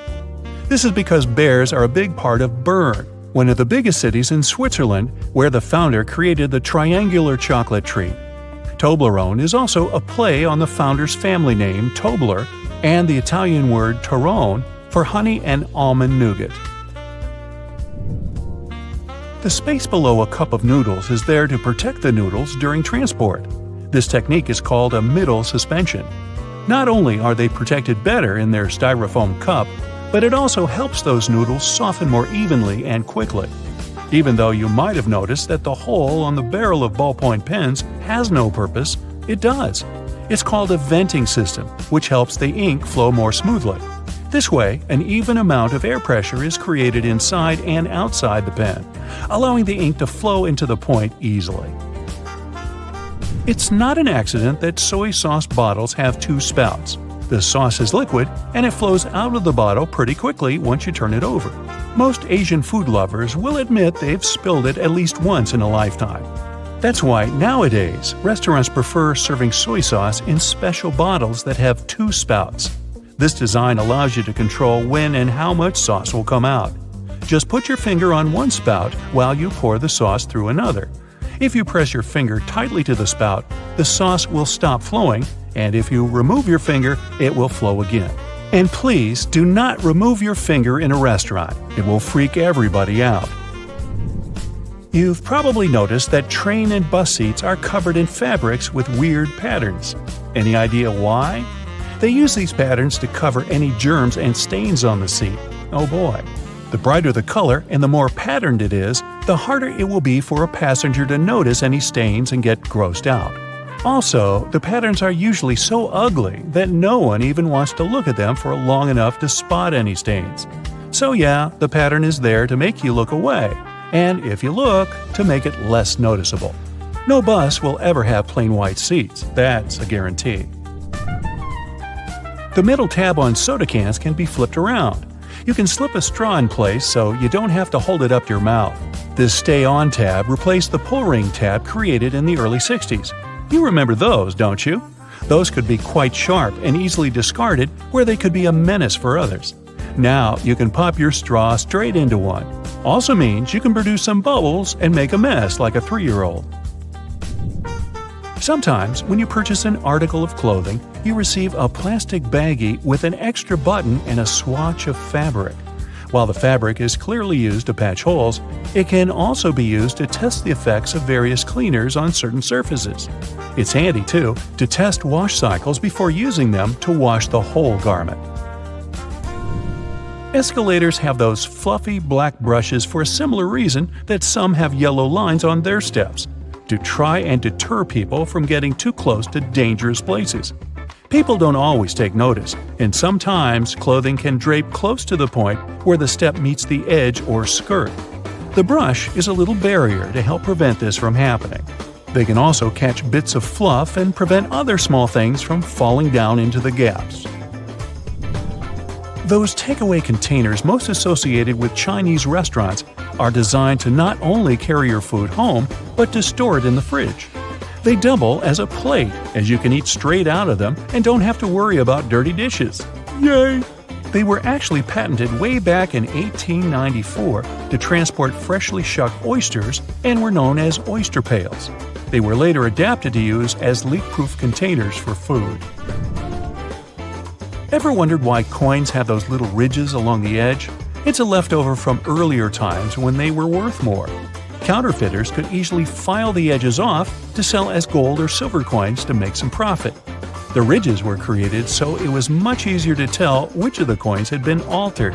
It's not needed today, but the coins still have that altered style.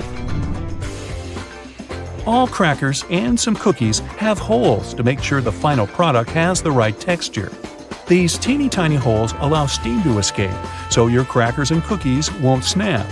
If it weren't for these holes, also known as dockers, steam would build up inside the treat, and the final result might have been scrumptious, but it would have been rather oddly shaped. Dogs like to walk in circles before snoozing because they inherited this behavior pattern from their ancestors. There were no special doggy beds back then, so most pooches would have to push down tall grass to make a sort of snoozing spot. Plus, as a bonus, those movements scared off all the critters lurking in the vegetation. Donuts are ring-shaped for a similar reason. If they hadn't had holes right in the center, the dough there would have always been undercooked. By the way, they're often associated with the police because back in the 1950s, donut shops were among the only places open late. They were a perfect place for police officers to grab something to eat and even deal with some paperwork during the night shift. Your jeans are blue on the outside and white on the inside because of a smart way to weave the fabric. The warp thread is dyed, while the weft thread has no color. It's just white. This way, manufacturers reduce the amount of dye needed for each piece of clothing. And they're still dyeing to make the jeans. Now, the earliest logos can be traced back to ancient family crests. In the Middle Ages, people with pubs and shops started using various symbols to present what they did and to distinguish themselves from others in their line of business. But why is it so important for a brand to have an impactful logo? Well, because first impressions count, even for businesses. A well-crafted logo can send the right message to potential customers and help people learn more about your business at first glance. With so many logos to look at nowadays, especially since the beginning of e-commerce, it's easy to overlook the hidden meanings and symbols in everyday products. The Domino's Pizza logo also says a lot about the company's past. As the name suggests, there's a domino piece in the graphic design of the logo. The initial plan was to add another dot to the domino for each new location. But the company grew so big that adding dots for all the locations wasn't possible. So those 3 dots we see today are there to remind customers of the 3 initial locations of the pizza chain. Now, when you look at the Beats logo, the first thing that comes to mind is the letter B, and rightly so. But there's a hidden meaning here as well. The red circle actually depicts a person's head, while the white letter B also stands for a pair of headphones. Another very customer-oriented logo is that of the brand LG. The company designed its logo to include both the company's initial name, Lucky Gold Star, and the company's current slogan, Life's Good. A careful look at their logo shows not only the letters L and G, but also a smiley face. They may be one of the most famous jean manufacturers in the world, but their brand identity also has some hidden meaning in it. The Levi's logo is designed in the shape of a pocket that can be found on each and every pair of the jeans they produce. The FedEx logo is also very cool. At first glance, it looks like the words Fed and X written together in 2 contrasting colors, purple and orange. But if you look closely between the letters E and X, you'll notice that the negative space is in the shape of an arrow pointing to the right. It symbolizes movement and agility. The Unilever Group has a staggering number of brands all over the world, more than 400. It's no surprise that their U-shaped logo is composed of many different symbols, like a flower, a spoon, or a bird. It's done to showcase how many things they produce, from food and refreshments to personal care and beauty products. NBC, or the National Broadcasting Company, is a broadcast and radio network with a logo that's very nice to look at. It's bright, colorful, and flashy. Why is that? Well, because the network was created at about the same time color television started to gain momentum. The bird-shaped NBC logo symbolizes the initial 6 divisions of the network, and the colors are also a nice reminder to customers that NBC is proud as a peacock of their programs. The Evernote logo is another of those designs that clearly shows the brand's overall purpose. While the font used is relatively simple, on the left of the word Evernote, there's a depiction of an elephant. The animal is a well-known symbol of good memory, and the shape of its ear is curled like a Post-it note. A cool touch for an app designed for organization and note-taking, wouldn't you say so? Now, the Cisco logo comes with its own little secret as well. The font is quite minimalistic, but the lines above are there to depict the Golden Gate Bridge in San Francisco. The first CEO of the company, a man named John Morgridge, thought this would be a great idea to emphasize moving toward the future and connecting two worlds.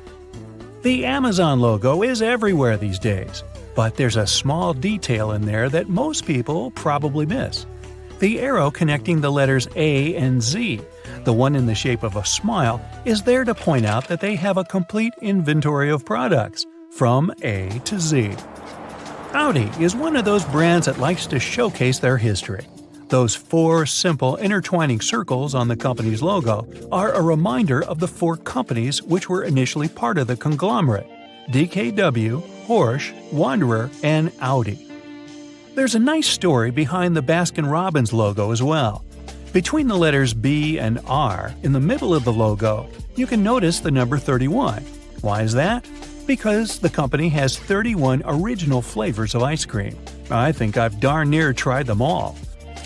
A lot of companies out there like to give their logos a bit of a vintage touch, and Picasa is one of them.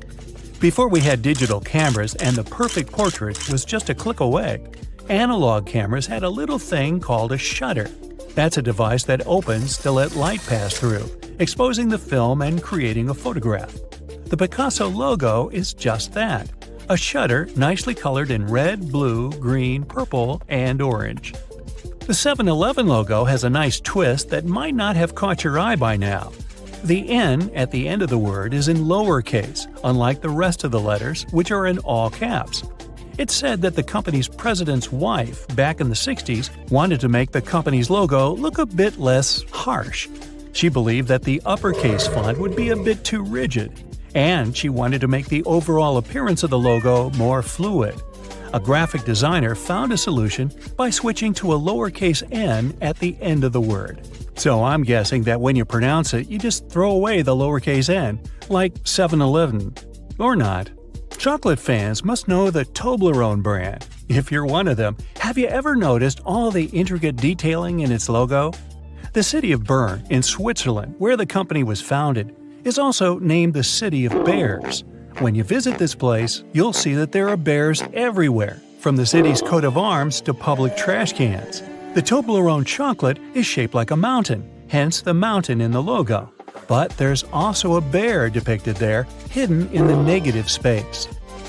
The Chick-fil-A logo is one of those that goes straight to the point with their imagery. The C stands for chicken, of course, but it's also shaped like a chicken if you look closely. Another great example of negative space used creatively is the Formula One logo. Between the F, which stands for the word formula, and the horizontal lines depicting red flames, the number 1 is intelligently hidden. Bet you didn't see that one. One of the greatest sportswear brands, Adidas, has a mystery of its own. At first glance, its logo is merely comprised of 3 vertical lines. Don't they look like a mountain to you? This mountain is there to symbolize the effort athletes have to make to reach the top, which is like, climbing a mountain. The IBM logo has its own statement to make. The 3 letters of the company's name, I, B, and M, are designed to be the horizontal lines meant to symbolize speed and dynamism. This is one of the company's main values, which has always been important to the founders.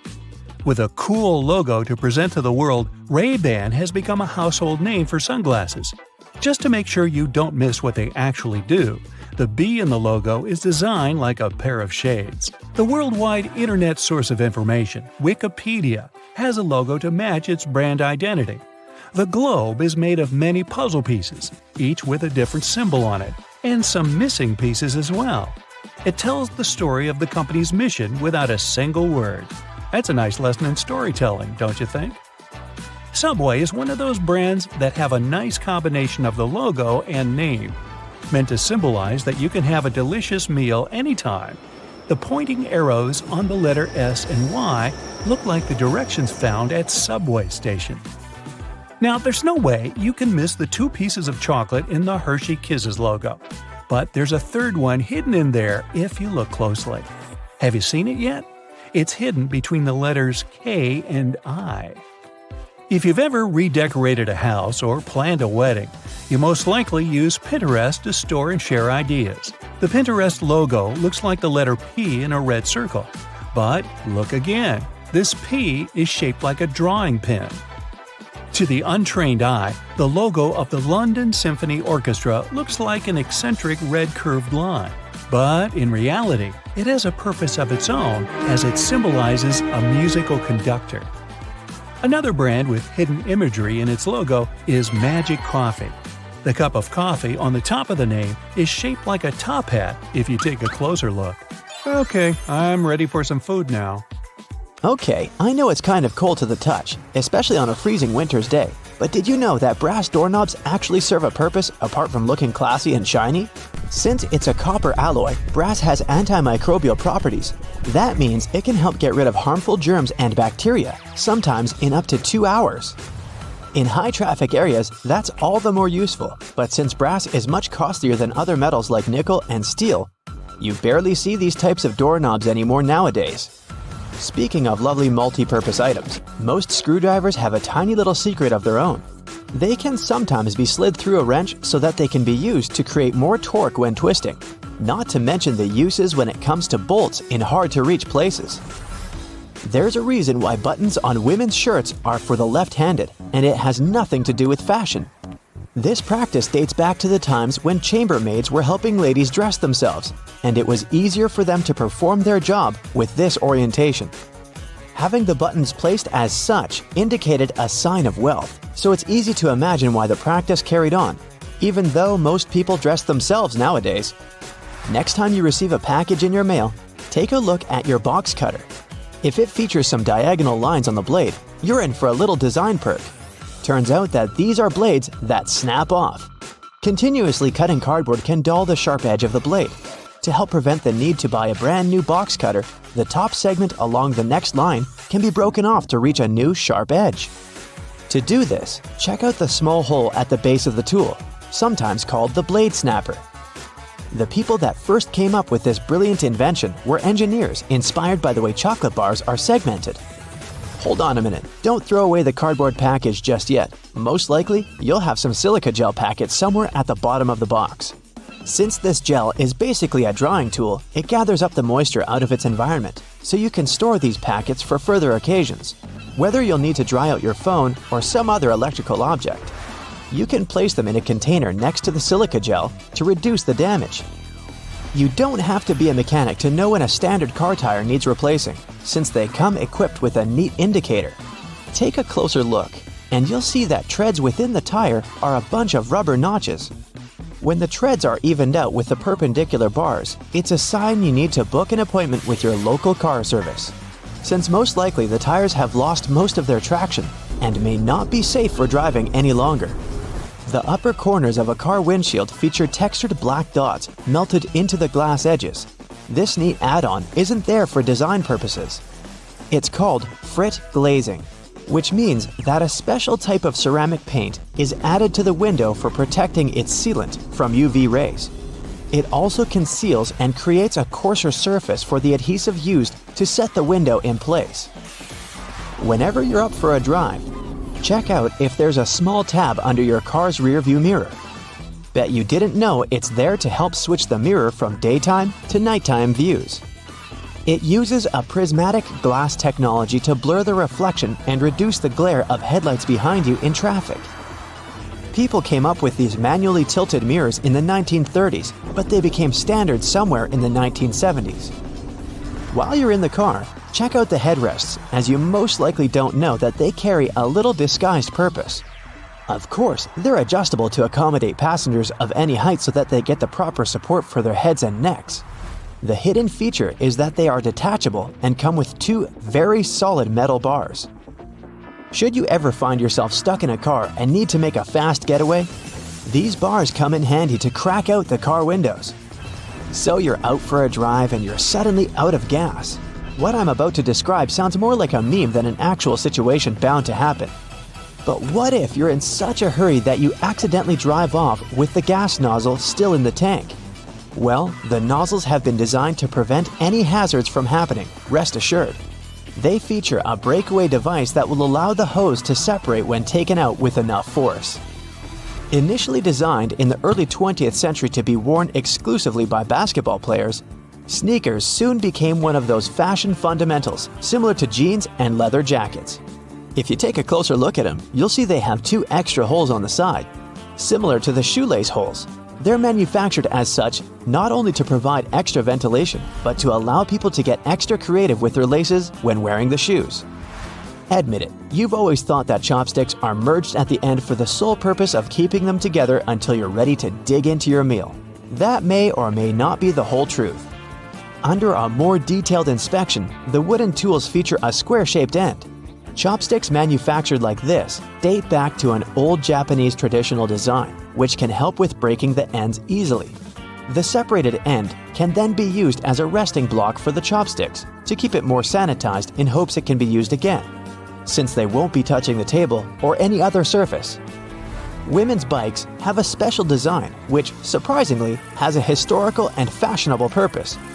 The lower frame is for the most part meant to make up for the generally shorter height of ladies, compared to that of the average gentleman. While that is the case for handlebars and saddles, the overall frame is lower for an additional purpose. Way back when women wore long skirts and dresses all day, every day they needed to make sure their outfits wouldn't get caught in the frame.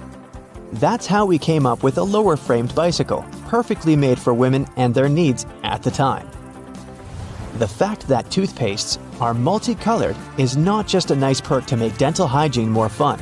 There's a secret meaning related to each of the colors, which dates back to the 1970s. In those days, people grew more and more interested in their oral health care, and as such, they were looking for products which could do more than merely clean their teeth. One company was the pioneer in that regard, adding mouthwash to its toothpaste, meaning the blue strip. They later added on the red strip, meant to feature ingredients which helped with gum care. Speaking of toothpaste, check the cap next time you open a new tube. You may be in for a little surprise. There's a pointed cone shape inside the cap, so you can puncture the seal of the toothpaste without cutting yourself or ruining your manicure. Not to mention, it's more hygienic since you won't be able to transfer germs or other bacteria into the product itself. On the subject of bathroom countertop items, toothbrushes come with a neat add-on hidden in the bristle patterns. Apart from making the toothbrush look cooler, they also do come with a practical purpose. Most toothbrushes come with a pattern of blue bristles intertwined with white ones. The blue dye is meant to fade out, signaling the time when you need to replace your toothbrush. Dentists say that toothbrushes should be replaced every 3 to 4 months, but it does serve as a great reminder in case you forget. Still love playing with Lego? Don't judge. Hey, it's a great hobby for all ages. Notice there's a hole on top of the Lego heads? Behold, you're looking at a safety feature that the people at Lego designed to prevent choking hazards. The most dangerous issue should a person swallow any of these pieces is the blocking of the airways. Designing a hole inside the Lego head helps the air to flow freely through the piece until it can be removed safely. We're now used to all sorts of modern light bulbs, some tubular, some shaped like diamonds, and some even twisted altogether. Historically, light bulbs were round and the initial shape served a purpose in itself. It was mainly connected to the fact that glass bulbs were hand-blown, which gave them the round shape to begin with. The hidden practical reason was that the light bulb filament needed to be at the same distance from every surface of the glass sphere. The easiest way to achieve this was to make the glass in the shape of a globe. So get this, an extra hole at the upper part of the sink has multiple hidden functions. First, in case someone forgets to close the tap, the water won't overflow and the bathroom won't get flooded. Second, thanks to that hole, the water drains faster and it gives an escape for the air, helping the water flow down. Those two holes on a side of any Converse shoe are not only to let the stinky air out. Sure, breathability is important for any athlete. The second reason is that athletes lace through those holes to get a better grip. Donuts have a hole in the middle and it doesn't stand for O in donut. It's not designed for an easier grip either, though it can be quite convenient. It's actually made this way for mass baking so that they can cook all the way through evenly. Baby carrots are tiny and, unlike regular carrots, wet. Baby carrots aren't some special sort of carrots. They're actually made of regular carrots by cutting off the skin and outer layers and then polishing them to look that pretty. The problem is that they can't retain moisture. A regular carrot retains some water inside because of the layers that locks it in. Once they're chopped out, baby carrots can dry out easily, so they usually sell them in bags with some water inside. Toy stores are filled with Beanie Baby plush toys, and a detail that is even more iconic than their huge eyes is their tags saying TY. That's a small manufacturing company not so many people have heard of. Beanie Babies appeared in 1993 and they went insanely popular. TY is the name of the company, but it's not an abbreviation. It's the actual name of the company's founder, H. Ty Warner. Most metallic zippers have a hidden lock inside them to save you from awkward situations, such as an undone fly. Oh boy. Don't leave the zipper handle in an upward position. When you pull it downwards, it automatically locks. It's all thanks to those tiny grooves hidden underneath the handle. Almost any public toilet has a large gap between the floor and the door. The reason for such a zero privacy thing is to actually minimize the level of privacy and comfort, so that people wouldn't stay there long and there'd be no lines.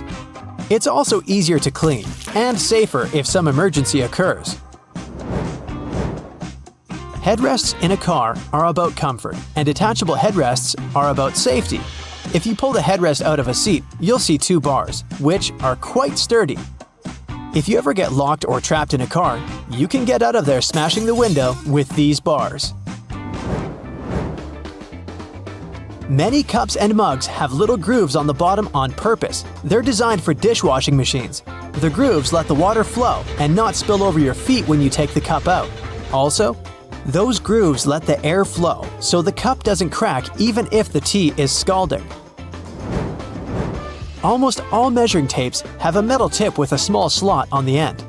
You can use this slot to hang the tape on a nail or a screw to make measurements without anyone's help. Sometimes this tip has a row of sharp points along the edge on one side. That comes in handy when you want to leave a mark without using a pencil. Doorknobs are usually made of brass, bronze, and some other copper alloys for a reason. They have an antibacterial effect, so they stop microbes from spreading. They get rid of a range of harmful germs pretty fast, within a couple of hours. But don't forget to wash your hands anyway. Grocery carts have loops for a reason. You don't want to put your jacket in a cart next to potatoes and onions. Hang it on a loop. This little hook-like thing is there to help you better organize the space in your cart. The carts also have a super handy grid. Whenever the cart's full, you just need to lift the grid and attach the shopping basket for extra purchases, placing it in between the horizontal bar above the wheels and the hooks the grid has. A point in an ointment cap is there for a reason too. Most tubes are usually sealed with foil, and it's better to avoid opening it with fingers unless you're ready to say goodbye to your nails. A point easily opens even the most safely sealed tube. Silica gel can often be found in different things you buy like bags, shoes, and many others. Don't throw it away. It's meant to absorb excess moisture, so anytime your shoes are a bit wet, just throw in a packet with silica gel. People used to co-live with rats, and these guys like gnawing on everything they see in their way, including paper. Still, rats weren't able to chew more than the space left on the margins. That black grate on a microwave isn't just some fancy decoration. It's called a Faraday shield, and it prevents the rays from escaping the microwave. It also speeds up the heating, so you can enjoy yesterday's leftovers faster. It may also block phone signals, so if you're tired of numerous calls, just put the phone into a microwave, but don't turn it on. All Tic Tac containers are designed to dispense one Tic Tac every time you open it. The lid has the same shape as the candy. Turn the container upside down, gently shake it, and open it slowly. You'll notice only one candy stuck between those lid grooves. So if you just open the container and shake it until 5 or even more candies fall into your mouth, it means you've been eating Tic Tacs wrong all this time. Those little holes in the airplane windows are designed to control the cabin pressure. They also protect the windows from fogging up as the temperatures drop and rise. By the way, the airplane window is round for a reason. This way, pressure is evenly distributed so it doesn't get deformed. Blue bristles on a toothbrush are actually an indicator that it's just about time to change the brush. As the bristles get in contact with water, the blue, or whatever other, pigment fades away, so the more you use it, the duller the color becomes. A triple handle on a jerry can is there to make it easier for two people to carry it and distribute the fuel evenly. Gas cans often have a second hole that actually needs to be uncapped too before you pour the gas. The air passage will prevent it from pouring out, so no more fuel waste. Jeans first appeared in 1873. They were invented by Jacob Davis and Levi Strauss. Davis was a tailor who was producing covers and tents, and Strauss was a businessman who, among other things, was selling cloth. The first jeans were made by Davis from denim, the fabric he bought from Levi Strauss & Co. Together, they patented the design. Blue was a standard color for denim that was dyed using an indigo dye. The blue color is a tradition that is still often followed today to replicate the original look of a pair of jeans. Jeans also have metal rivets, and they've been there from the very beginning. Jacob Davis, the man who made the first pair of jeans, added copper rivets to spots where pants were more likely to rip, flies, and pockets to make them stronger. Today, they have more of a decorative purpose since they're distinctive and traditional for jeans. Another special thing about jeans is those tiny pockets they have that seemingly serve no purpose. Well, maybe it's true now, but years ago, when many cowboys were wearing jeans, the pocket was made specifically to keep a pocket watch there. Also, back then, a pair of jeans had just 4 pockets. That tiny pocket, the watch pocket, 2 big pockets in front, and just 1 pocket on the back. Many zippers have the letters YKK engraved on them. It's an abbreviation that stands for the name of the company that can be translated as Yoshida Manufacturing Shareholding Company. This Japanese company is the largest zipper manufacturer in the world, so they put their initials on all the zippers they produce. That's around half of the zippers in the world. And that's why you see their zippers more often than any other zippers. Those little white golf balls have dimples all over them. It turns out they aren't there just randomly. At first, golfers were playing with a smooth ball. With time, the ball would get all punched and damaged, but also it would start to travel way further. The reason here is aerodynamics. Dimples allow the air to flow more smoothly around the ball, taking it further. So the idea was adopted and the balls got their dimples all around, allowing them to travel longer distances. The button on the top of your baseball cap is there purely for aesthetic purposes. By the way, this little thing has a name. Professionals call it a squacho. Its initial function was to hold the 4 panels of the cap together. As hat making improved, the panels stopped needing it to hold together, and squacho was removed. But hats didn't look the same without it. Soon after, the squacho returned due to popular demand.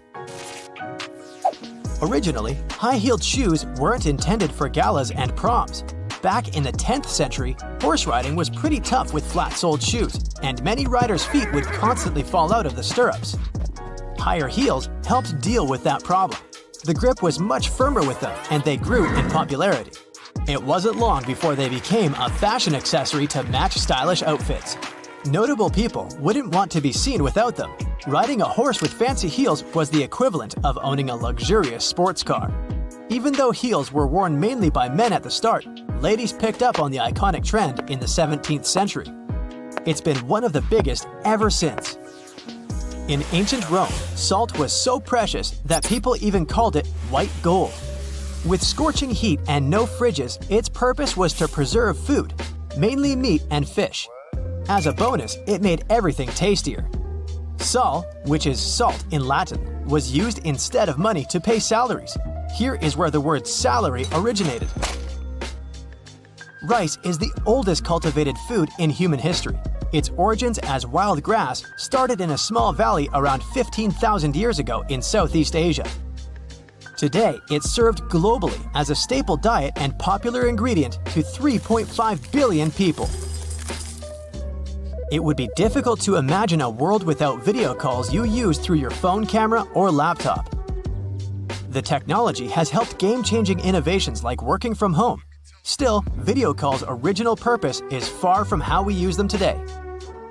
The technology was introduced to confirm if the coffee was still in a pot.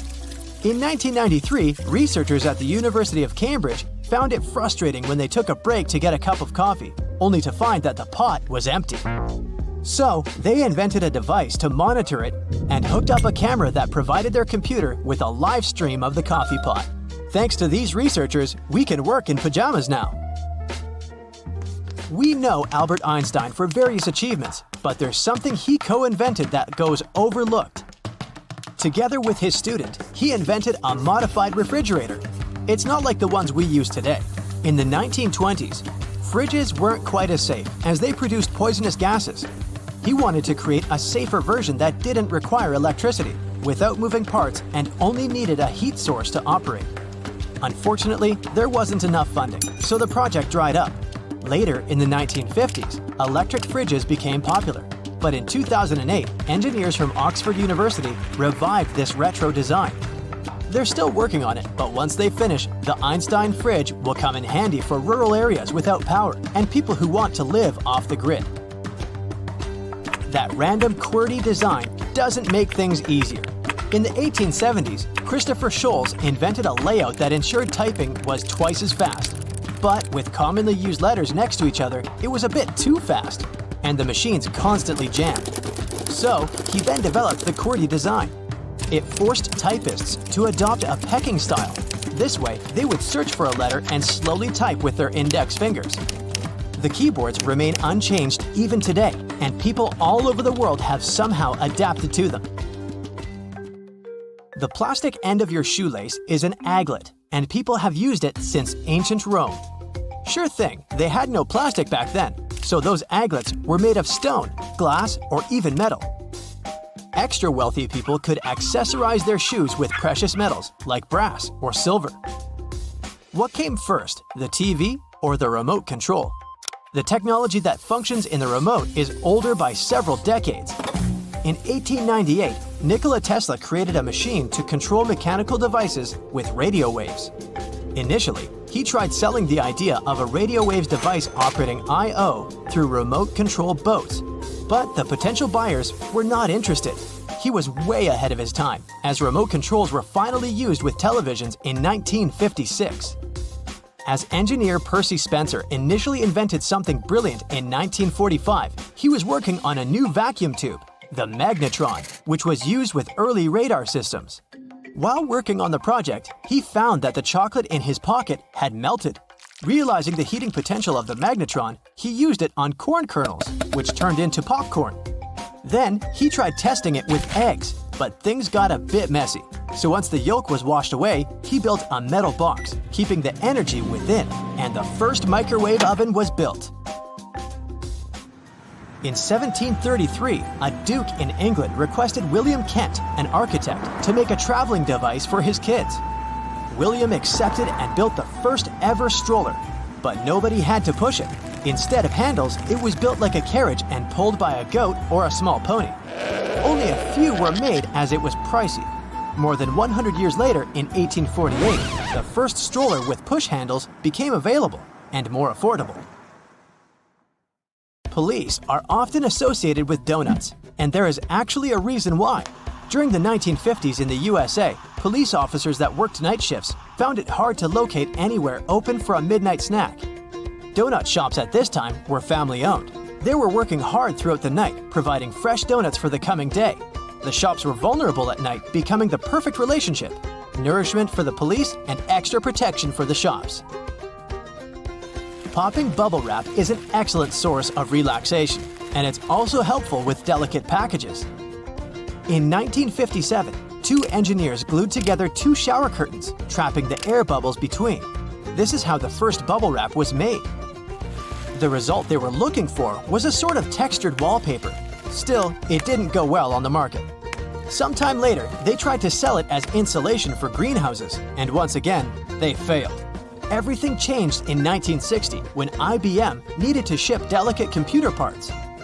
The bubble wrap was perfect, and they continued to collaborate. Using maps with your phone has become a far easier way to navigate, but the old-fashioned handheld maps were once the only option, creating a competitive industry. So much so that map makers would draw in phantom settlements to avoid rivals stealing from them. These fake towns were called a copyright trap. However, one of these fake settlements became real. Agloe in New York was drawn into a map by General Drafting Co. Another competing map maker had also included this town on their own, and the copyright trap was sprung. But in court, they found that in 1950, a general store had actually been built there. And the owner assumed that Agloe was a real area based on the map, so he named the shop after it. So there was no violation found, as technically Agloe was real, thanks to that general store. In 1943, Vesta Stout from Illinois was working with securing parcels. She was disappointed with the poor paper tape, as it would fall apart when wet. So she asked her boss to try to make waterproof tape. Her request was ignored, but she wrote a letter to President Roosevelt with an idea of how to make a better tape. Not only did she explain her concept, but she also provided it with detailed designs. He approved the idea and ordered the changes. The new tape was so helpful for freight transport that everyone wanted it, and they started selling it at hardware stores. In the 1950s, many people would wrap air ducts, and it was then deceptively named duct tape. Still, the adhesive on the sticky side wasn't suitable for cold and hot temperatures, which caused the tape to fall off. Despite this, people continued to use that tape for almost everything else. Have you ever wondered why things are the way they are? Like, why are there holes in a takeout box? Don't worry, you're about to find out.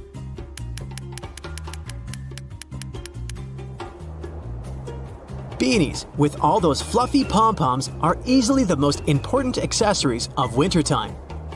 Turns out the real reason why they or other hats have pom-poms was not to make a fashion statement in the past. One of the theories says that they were there to provide safety. French sailors used to wear hats with pom-poms so they wouldn't hit their heads on the walls or low ceilings and hurt themselves if they lost their balance in a rough sea. So it wouldn't be wrong to call pom-poms head bumpers. Ever notice those extra eyelets hiking boots have on their sides? One thing is for sure, even though it kind of makes sense, they're not there to provide ventilation for your feet so that they don't smell. They're there to prevent your shoes from moving and causing you to slip and fall while you're hiking, climbing, or descending a hill. When you're going on your next adventure, make sure to tie your laces through them to tighten your boots for a better fit.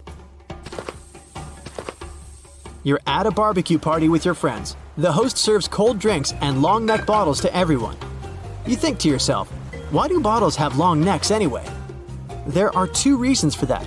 The first one is to reduce the cost of packaging. The narrower the neck is, the smaller cap you need, and the second reason is to make sure that your drink stays cool longer. When you hold the bottle from its neck, not its body, the heat coming from your hand won't warm up the rest of your drink.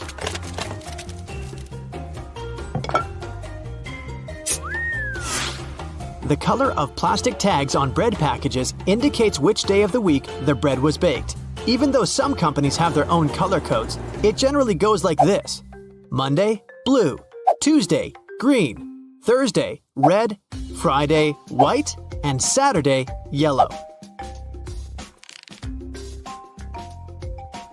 So pick accordingly to get the freshest bread. You're feeling too lazy to cook dinner, so you go to your favorite restaurant to order takeout. You come home feeling excited that you're about to have a delicious meal. You open the takeout box only to find out that your food became soggy because of the moisture built up inside of it. Well, this secret purpose is going to help you prevent that from happening ever again. Notice the perforated tabs in the corners of the container's lid? You need to push them down to allow the steam to escape from the holes. If you have a hot meal, that is.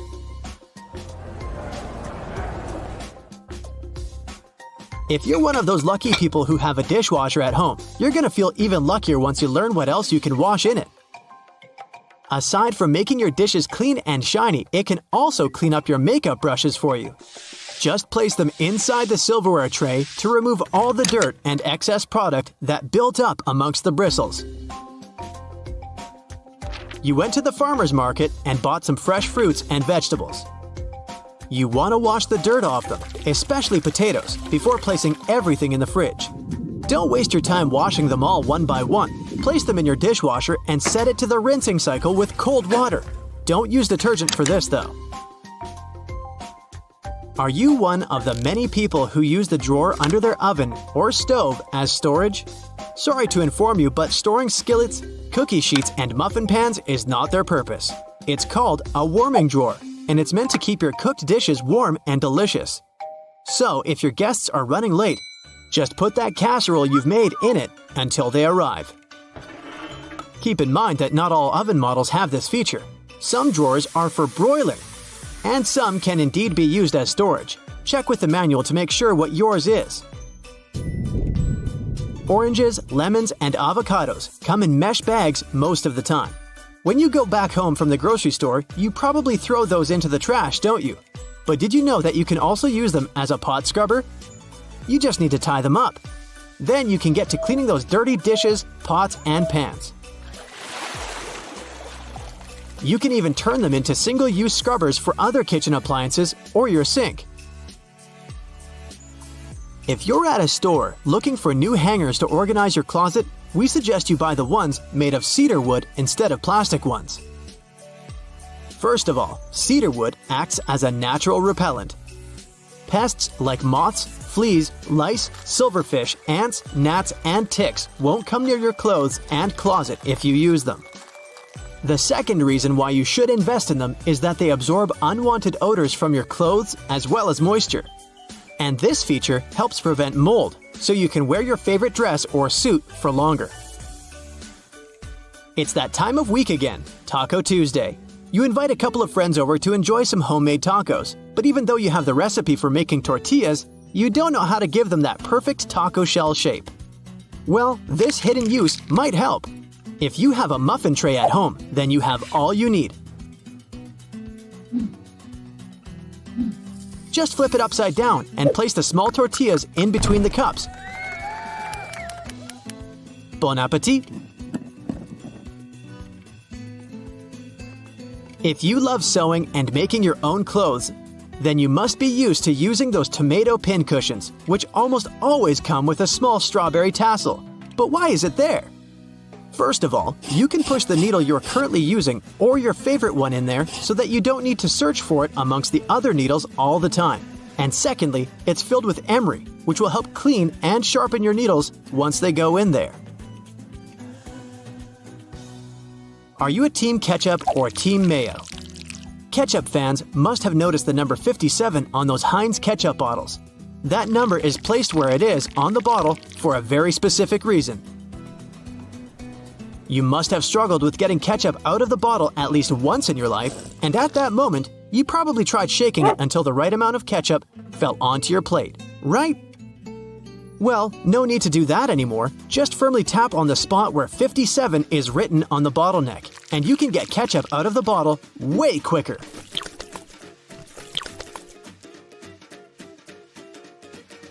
You might have noticed that there are two holes in an oil can where you are filling it up or pouring it. And you maybe thought to yourself, that must be there to make it easier for me to pour it into smaller containers. But that's not the case. That hole is there to prevent oil from spilling all over, or glugging, so to say. So you need to uncap it before you pour oil from the larger hole to prevent wasting it or having to clean everywhere. Have you ever taken classes to improve your typing speed on a keyboard? If your answer is yes, then you might be disappointed to learn that keyboard manufacturers most likely wanted to slow you down. A popular theory says that's why the letters on a keyboard are arranged randomly and not in alphabetical order. The reason for that goes all the way back to typewriters. Their keys used to be arranged in alphabetical order, which allowed people to write really fast. And because of that, the keys would jam and tangle up easily, and they wanted to avoid that. That's how we ended up having the QWERTY keyboards we have today. Here's a bonus hidden feature for you before you leave. The clock app on your iPhone shows you what time it is on the little screen icon as well. Decades ago, no one would ever imagine keeping a stick in their pocket that could hold hundreds of gigabytes. We've come a long way since then, and got used to USBs transferring our files from device to device with ease. In 2000, two major companies developed and sold the first USB flash drives 1.0, which snowballed into USB 2.0, 3.0, Type-C, and so on. Physically, they can endure rough treatment and won't get damaged easily, especially if you get proper protection. By design, USBs are almost perfect. So perfect that you always make the mistake of inserting it in the wrong way. Admit it, the two square holes are used to help the USB secure its position once it's inside the port. It's not strong enough to keep it stuck, but strong enough to do its job.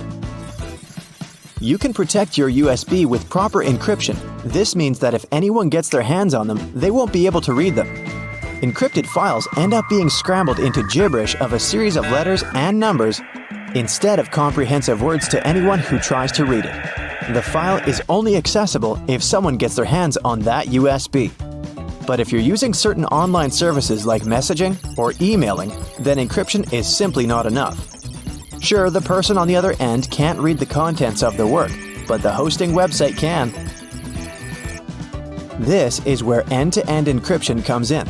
That means any information that goes in and out is, again, scrambled into gibberish to anyone who is in the way of your traffic, including the hosting service.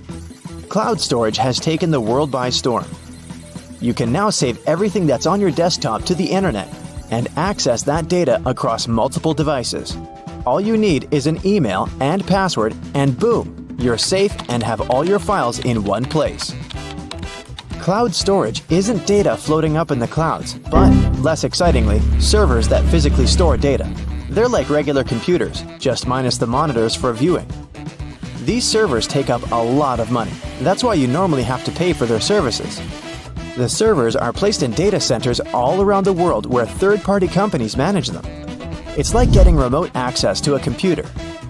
The servers include a master control server, backup server, and a linked supply of servers operating to maintain a good quality service. The more money you pay, the better the server your data will be stored in. In the realm of computers, you just can't delete something to be gone forever. Whatever file you want to remove is already present in the hard disk as electrical impulses. And, depending on your gadget, it will be disposed of in a recycle bin or the garbage. That isn't to say that it isn't still there. It simply implies that the file has been moved to a different folder from which you can easily recover it. So if you're worried about accidentally deleting a crucial document you've been working on for weeks, don't panic. It's not gone for good. But if your device breaks, then all your data is lost. If you own a device that has Windows 10, then you've probably been shutting down thinking that your computer or laptop is completely off. This is not the case. Windows 10 doesn't actually shut down, but goes into a state of hibernation. It keeps your app saved for you to recover. The proper way to shut it down is by resetting it. Windows operating system is known for being user-friendly with all the commands displayed in front of you. But for computer whiz kids, know that you can open the search bar and type CMD for the command prompt. It looks just like a bunch of random characters, but this is where you can achieve a lot with your device. If you don't like the black window, you can always change the color of your suiting. Once you launch the command prompt window, right-click on the title bar and then on Properties. Another window will open which has the option of choosing colors. You can pick the colors you want for the background and text, or fix the opacity for the CMD window. This is easy mode. The real work is typing commands in the window. If you want to look for all your drivers on your Windows 10 device, then type in this command in the window. Don't forget to add spaces. The list of servers will magically pop up on your screen. This is a good way to get to the bottom of your issue, instead of searching for them manually. You can also hide specific folders on your computer through the command prompt by typing this command and pressing Enter. Of course, you'll have to type in the folder you want to hide, and poof, it's gone. The non-tech way of doing this is by opening the Properties pane in the folder and clicking on the checkbox that shows Hidden. While this is indeed the easy way of hiding your folders, it's not the most effective. You can simply write Show Hidden Files and Folders, and every checkbox you check will be visible again. The command prompt isn't all about business. You can try playing a game there to pass the time. Don't expect a AAA kind with realistic graphics and epic gameplay. Type this command and you'll be transported into the game via text. This game will allow you to create characters and engage in this imaginary world. Google Chrome is one of the most popular browsers on the net, but you can also play a text-based game there, just like in the command prompt. First press Ctrl plus Shift plus J to open the console. Then type Text Adventure into the search box. Don't freak out, you just opened the sort of a back end of the page. Next, click on the box that says Console. You'll be greeted with a text that will ask you if you want to play a game. Type Yes, and you'll instantly begin. They'll give you some basic commands which are easy to follow and an opening premise of the journey. If you're looking for something a little more contemporary, then get ready to play some solitaire. No worries, you don't have to type some command to play it. All you need to do is type Solitaire in the search bar, and you're there. You can play the exciting game of solitaire in your web browser. And when you get bored, you can play the classic game Pac-Man. If you're from the generation of the classic bulky phones, then this next game will bring back all those memories of your childhood. Open Google and type Snake, and there you go. When the internet is down, you can play the dinosaur game in your browser window while you're impatiently waiting for the Wi-Fi to come back. This game is very simple. After pressing enter, you just have to hit the spacebar to jump over obstacles. And at a certain point, you'll have the option to duck down, which will make it even more challenging. Even without Wi-Fi, you can still have a good time. You can pause the game whenever you want by pressing the Alt key or F11. You can just click on your screen to continue the game at any time. Windows 11 has some cool hidden features that are very useful, like adjusting the volume for each individual app. You can go to Settings and click on System. Hit the Sound section. This will bring you to all the sound levels and the master switch. Copy-pasting is so essential to our everyday workflow that Windows 11 decided to take it to a whole other level with Clipboard History. This option allows you to save your copied texts in one designated area, which you can access anytime. And the good news is that this option is also available on Windows 10. Just click on the Windows key plus V, and you're good to go. If you have too many windows opened on Windows 11, you can grab the window that you want to keep and shake it. It will minimize all the remaining windows in the background so that you can have a pleasant, productive workflow. Oh wait, it's happening now! Pouring milk into your tea or coffee can make a mess if you don't do it the right way. If you want to pour it with the opening closer to the cup, stop right there, turn it to the other side, and then pour. The flow will be much smoother this way, and you won't have to deal with wiping the table afterwards. Hey, I'm bossy. Get over it. It's all about the physics of it. If you turn the carton's opening toward the cup and the carton is full, while the milk's escaping through the opening, the air from the outside will try to get inside the carton to fill the empty space. Since there's only one place where it can do that, the air will push the milk back and disrupt the flow. When you turn the carton to the other side, there will be empty space along with the top side of the carton, and the air will have it easier getting inside. So the flow will be steady, and you won't have that annoying spurting anymore. Now, the handrails are usually moving faster than the escalator itself, because the gear wheels that drive the handrails are intentionally made a bit larger than required. The rubber on those wheels tends to wear off with time, so if the handrails are moving at the same speed as the steps, or even slower, then you're riding a rather old escalator. Now, speaking of escalators, and I was, at subway stations with 3 or more of them, the majority will be going in a different direction depending on the time of day. For example, in the city center, there will be 2 or more escalators going up in the morning and down in the evening, and vice versa at the outskirts. This is done to make it easier for passengers to get around. Most people only work downtown while living far from the center, so they go to work in the morning and find more escalators moving in the direction they need. How convenient! If you were ever worried about how the pilots find their way in the dark when landing at night, well, you can rest easy now. There's an incredibly complex illumination system on the ground that helps the crew navigate the airplane. And it's not just the red and white lights along the runway. The lights actually start popping up long before the runway, so that the pilots can easily find their way, and different patterns mean different things. which your captain and their co-pilot know by heart. Every commercial airplane you've been on has only one wing. The first airplanes were called biplanes because they had two wings, one on the top and the other going through the bottom of the fuselage. They were connected with struts and wires, which made kind of a box that basically allowed the craft not to fall apart in the air. How thoughtful. It was necessary at lower speeds than earlier planes could only muster, but as the engines increased in power, the second wing became redundant and repetitive. The single wing still serves as a support for the whole structure, though. Going 100 miles an hour on an interstate makes you feel the drive and excitement of speed. Flying at nearly 600 miles per hour makes you drowsy at best. This is because you don't feel the actual speed of anything. You can only see how fast you're moving relative to other objects. The closer, the faster. In a car, everything's close to you. So you see trees, people, houses, witches, porcupines, and other cars zapping past you. On board a plane, everything's so far away that it seems to go at a snail's pace. Now, take a good look at your smartphone. It might never have occurred to you, but its rectangular shape is no accident. And it's actually what you want it to be. Rectangle is the most convenient shape for a screen. It has an orientation, so you can flip your phone all you want and it will adapt.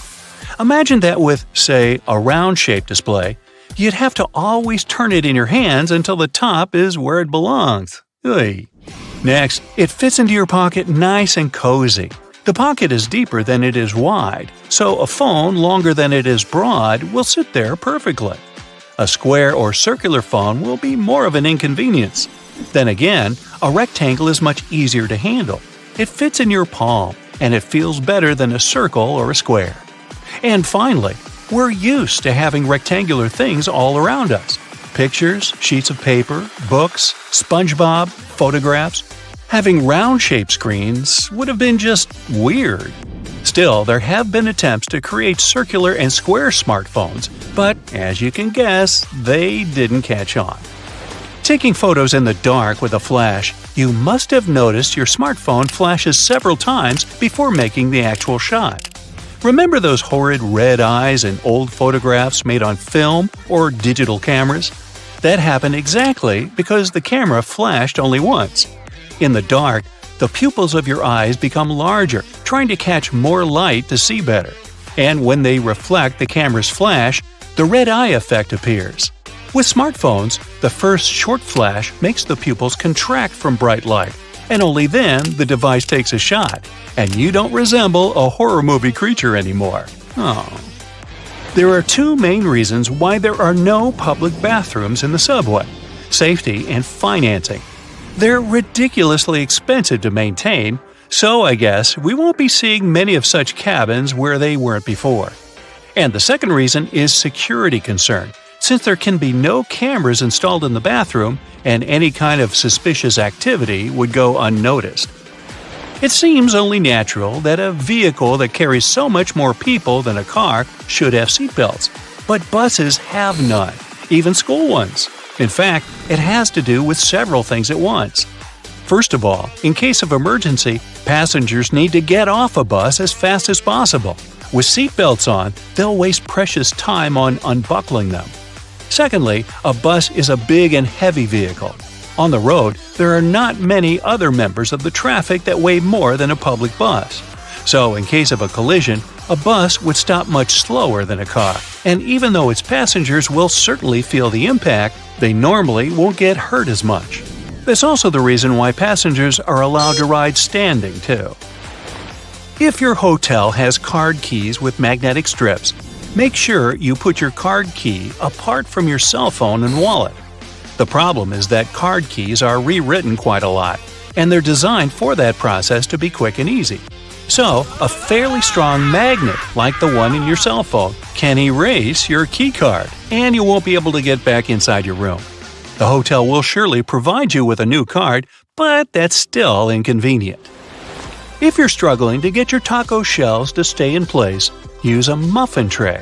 Flip the tray upside down, spray it with oil, and place your tortillas in the gap. Cook them for around 10 minutes at 700 degrees for the perfect crispy taco shell. Now I'm getting hungry. You? Looking for a lost earring or pin on the floor? Place a stocking over the end of your vacuum and move it over the floor. The small object will get picked up without getting vacuumed. It helps to turn the vacuum on while attempting this. Candle wax that's been spilled on furniture can be removed with ice cubes. Rather than ruining the finish by trying to scrape it off, fill a plastic bag with ice and let it sit on the wax for a few minutes. The wax will then cool and harden, making it much easier to pick off. Crayon marks on the walls are a parent's worst nightmare, but you can use a hairdryer to get them off. Heat the marks for just a few seconds to soften the wax, and then you should be able to just wipe it away. You can use hair conditioner to make that new wool sweater less itchy. Just soak it in lukewarm water with a couple of tablespoons of conditioner and leave it for 15 minutes. Then just dry it and your sweater will be much softer. That layer of bubbles that forms when you add bubble bath to your tub isn't just for fun. The bubbly layer also acts as insulation and keeps your bath warmer for longer. Next time you're getting ready for work, take a closer look at your go-to shirt. Every buttonhole is stitched vertically, but check out the very last hole. It's stitched horizontally, right? This is because the bottom part of your shirt endures the most stress from pulling, as it's where your hips are. So that horizontal buttonhole isn't a mistake. It's put there to stop your shirt ripping as your hips move. Hey, those hips don't lie. That random diamond on your backpack is called a lash tab or pig snout. It's there so you can thread cords through the holes to carry extra gear. Perfect for camping or long hikes. If you put your Chinese takeout on a plate when it arrives, you're doing more work than you should. Much like the paper condiment pots in fast food restaurants, your cardboard Chinese takeout box can be unfolded to create the perfect size plate for your food. That hole in your hollow lollipop stick isn't to prevent choking should it ever be swallowed. It's actually there to keep the candy in place. Excess candy flows into the hollow tube and the hole, which, when it hardens, keeps the pop in place. If it was a smooth stick, the candy would slide off easily. Some skyscrapers have hollow floors that contain nothing but an elevator and some complex machinery. They're called technical floors, and developers say they're there to maintain the building's proper functioning. But it's also a way to get around height limits. Some skyscrapers are given a limit to the number of floors they can have. Because the technical floors are non-residential, they add to the height of the building and make it look more impressive without increasing the number of floors and breaking the building contract. These floors can also help to prevent the spread of fires. If you look closely at an elevator door, you'll notice a tiny hole. This is actually a keyhole used for emergencies or for routine maintenance checks. If you get stuck in an elevator, the technician will be able to get you out of there by using their master key. Salt isn't just used for cooking. It can get rid of tough smells, like this. Whew!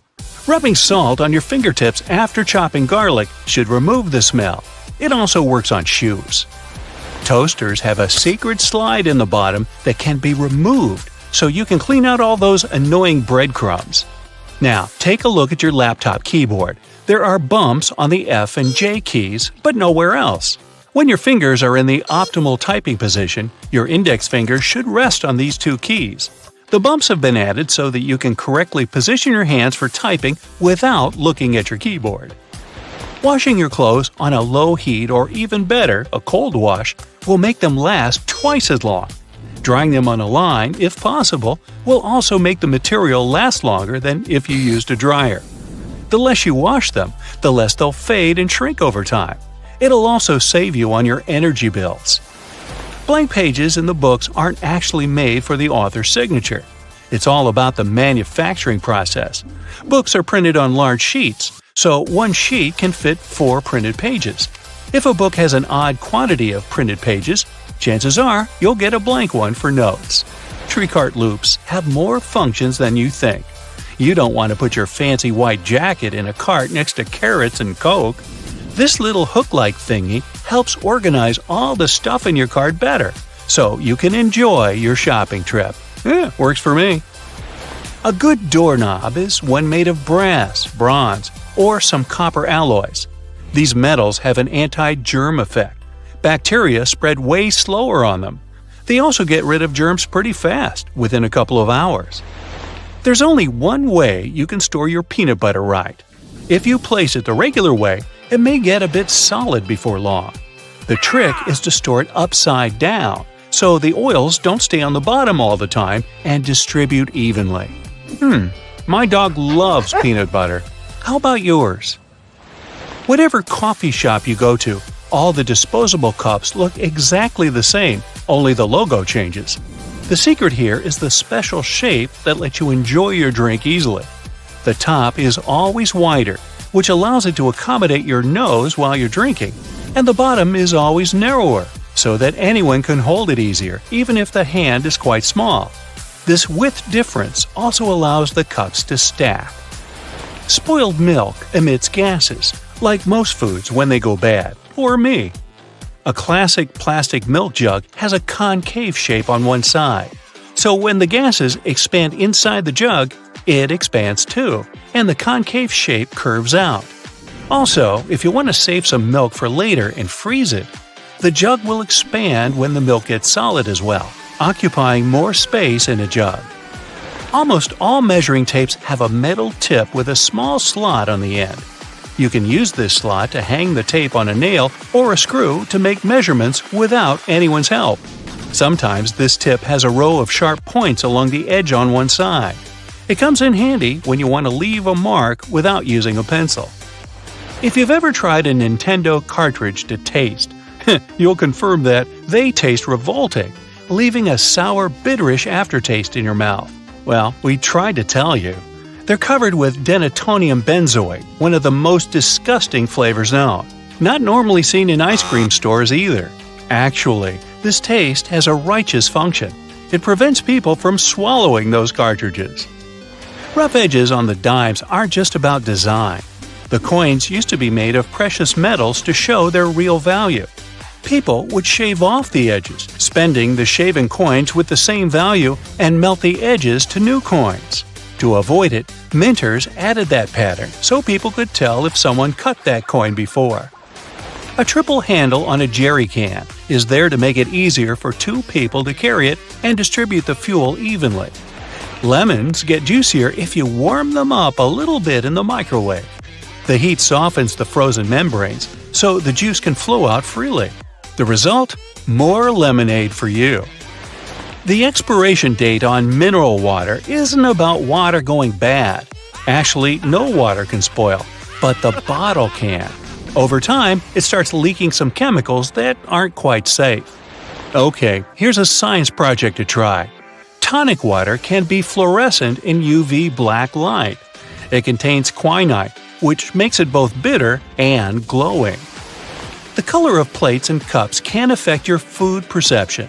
A group of 57 volunteers drank hot chocolate out of different cups, but most people claim the orange cup hot chocolate was the best. Red color plates are cool for those on a diet. It looks alarming, so you end up eating less. Okay, I'm gonna go do the tonic water black light thing. Bye! 3, 2, 1. Bam! Now, instead of enjoying the new movie, you will enjoy cleaning your microwave after the popcorn apocalypse. And all this because you trusted the popcorn button too much. It turns out many of those buttons are just timers and not professional chefs hidden in the microwave. Different types of popcorn, and maybe even different batches of your favorite one, have different popping times. It depends on the weight and humidity of the corn, and there's no magical cooking regime that would work for them all. If you don't give your popcorn enough time to pop because you rely on the button, it will be undercooked and full of kernels. If you let it pop for too long, it'll burn, and the smell will be with you for longer than you'd want it to. Some newer, fancy microwave models come with humidity sensors that take all the factors into account and can actually figure out how to cook your popcorn. All you have to do is touch a special pad. Check your microwave manual to see if it can do the trick. If that's not your case, you need to follow the instructions on the popcorn bag. Most of them say, do not use the popcorn button. A microwave that works on 700 watts is slower than that with 1,000 watts of power. And even when you did the math or followed the manual to a T, don't leave your popcorn unattended. Give it those several minutes of your life and stay nearby to make sure all is going well. Listen to the popping symphony. When it slows down to 2 to 3 seconds between pops, turn it off. If you overcook it, it can lead to scorching. And even when you follow all the rules, you can't just blame it all on the microwave. Check your popcorn's best buy date. Keep your microwave clean. Always remove the plastic overwrap and unfold the paper bag. Now you should be fine. If you want to experiment more with your microwave, you can try drying herbs in it. Sandwich some fresh herbs between 2 paper towels and microwave them in 30-second intervals until they're as dry as you want them to be. You can also toast nuts the same way, in 30-second intervals, in chopped form in a single layer on a plate. Your microwave can also help you peel garlic easily. Put the whole head in for around 20 seconds, and the cloves should slip out of the peels without any problems or smelly fingers. A cube of ice is not something you'd expect to be microwaved, but this trick has taken TikTok by storm. One vlogger tried heating salmon and rice in the microwave with an ice cube and a piece of parchment paper on top. She also added other ingredients like kimchi, mayo, soy sauce, avocado, and dried seaweed. Adding water to reheated ice isn't new, but ice is something rather sensational. A chef instructor explained that an ice cube gives something for the microwave to heat, and the steam diffuses all the way through the food. It helps prevent that annoying situation when only half your meal is properly warmed up. The parchment paper lid also helps to keep the heat in. The steam moves up, hits the paper, and the hot liquid goes down to reheat the food. It takes a while for an ice cube to fully melt in the microwave. The water molecules in it are locked and held together by strong hydrogen bonds. So, it takes a lot of energy to break those bonds. Did you know that microwaving your tea is the best and healthiest way to brew it? Australian scientists proved that this way you can squeeze out all the good stuff in your cuppa. So all you need to do is drop a tea bag in a cup of freshly boiled water for half a minute. Then, you need to place it in the microwave with the leaf bag still inside and keep it brewing for 1 minute at 500 watts. Finally, you need to fish out the tea bag and enjoy your drink. A cup of green or white tea has more antioxidant benefits than a portion of broccoli, spinach, carrots, or strawberries. And now, all the benefits are yours. Brewing tea in a microwave is a great alternative to an electric kettle. That kitchen gadget most American households don't have. Yet, they're super popular in the UK. The reason is simply the difference in efficiency. Most American homes run on around 100 volts, and the UK and many other countries use between 220 and 240. The lower the voltage, the slower the speed that the appliance has. So, if we do some simple math, it will show that it would take the same kettle around 1.5 minutes longer to get to boiling temperature in the US than in the UK. The microwave oven that made the lives of so many people easier was invented by accident in the 1940s. Its creator, Percy Spencer, was trying to design a more efficient and effective way to mass-produce radar magnetrons. It's a kind of electric whistle that creates vibrating electromagnetic waves. Spencer was testing one of his magnetrons when he put his hand in his pocket to have a snack. The peanut cluster bar he had inside had melted and turned into a gooey mess. So he couldn't enjoy his snack, but he realized that something unusual had just happened. Spencer ran another test with the magnetron, this time on an egg under a tube. The egg blew up just moments later. The following day, he popped corn kernels with the new invention. And that's how the first prototype of the microwave was born. It's one of the several inventions from the 40s we still use and love today.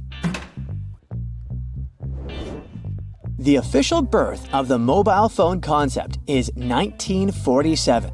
It wasn't a flip phone that everyone secretly had in their pockets.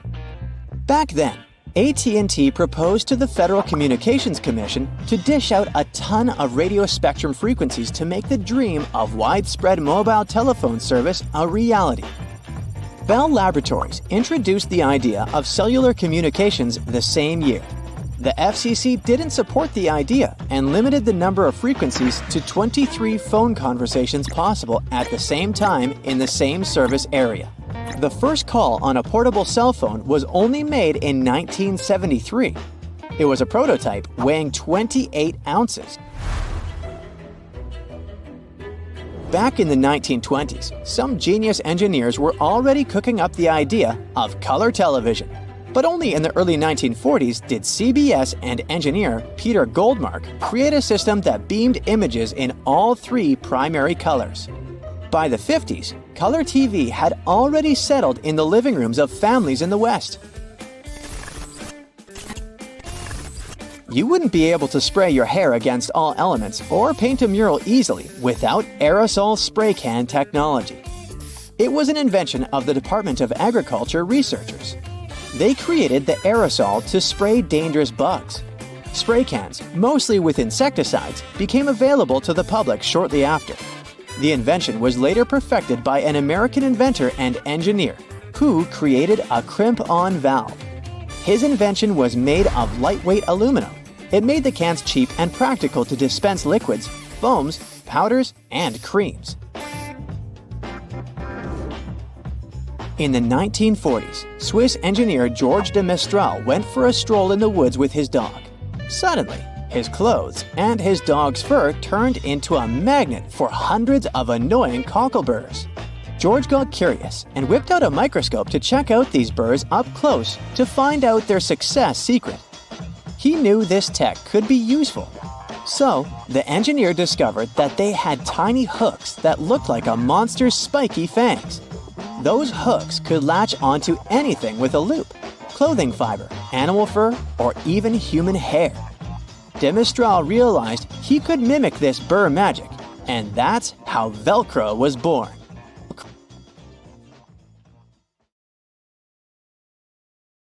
If you're looking to remodel your kitchen but don't have the budget to replace the refrigerator, there might be a way you can still use your fridge, even if you have to move it to another location. Did you know that for most refrigerators, you can change the way you open their doors? These handles can be reversed on almost any refrigerator model. You just need to remove a few screws and bolts. It's best though if you keep track of the assembly order and the parts you removed. As for the necessary tools, you only need a screwdriver, an adjustable wrench, pliers, and a ratchet set.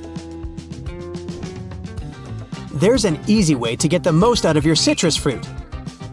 And the tool you'll need for that is probably somewhere in your kitchen. Forget about expensive fruit juicers.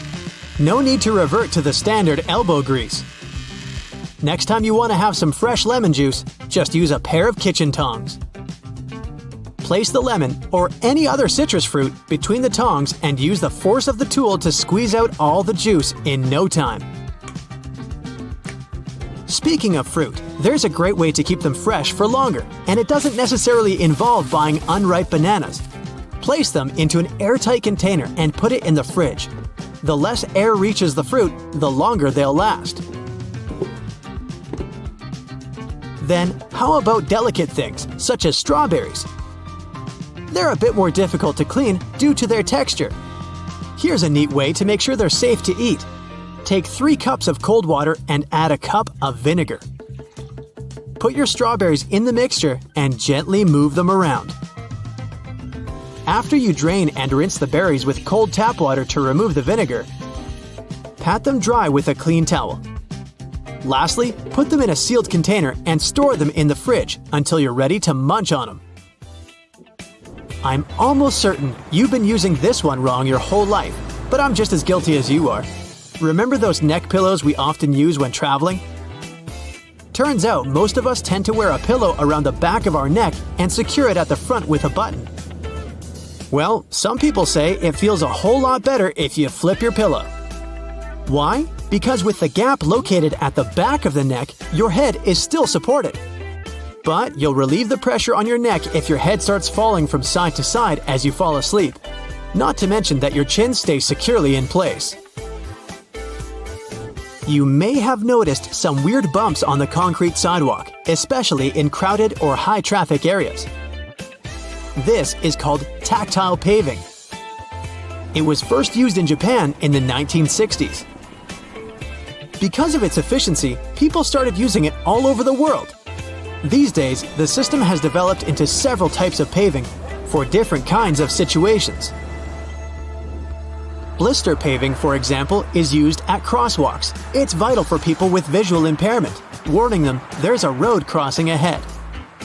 In most cases, this paving consists of several rows of flat-topped blisters arranged in a square pattern.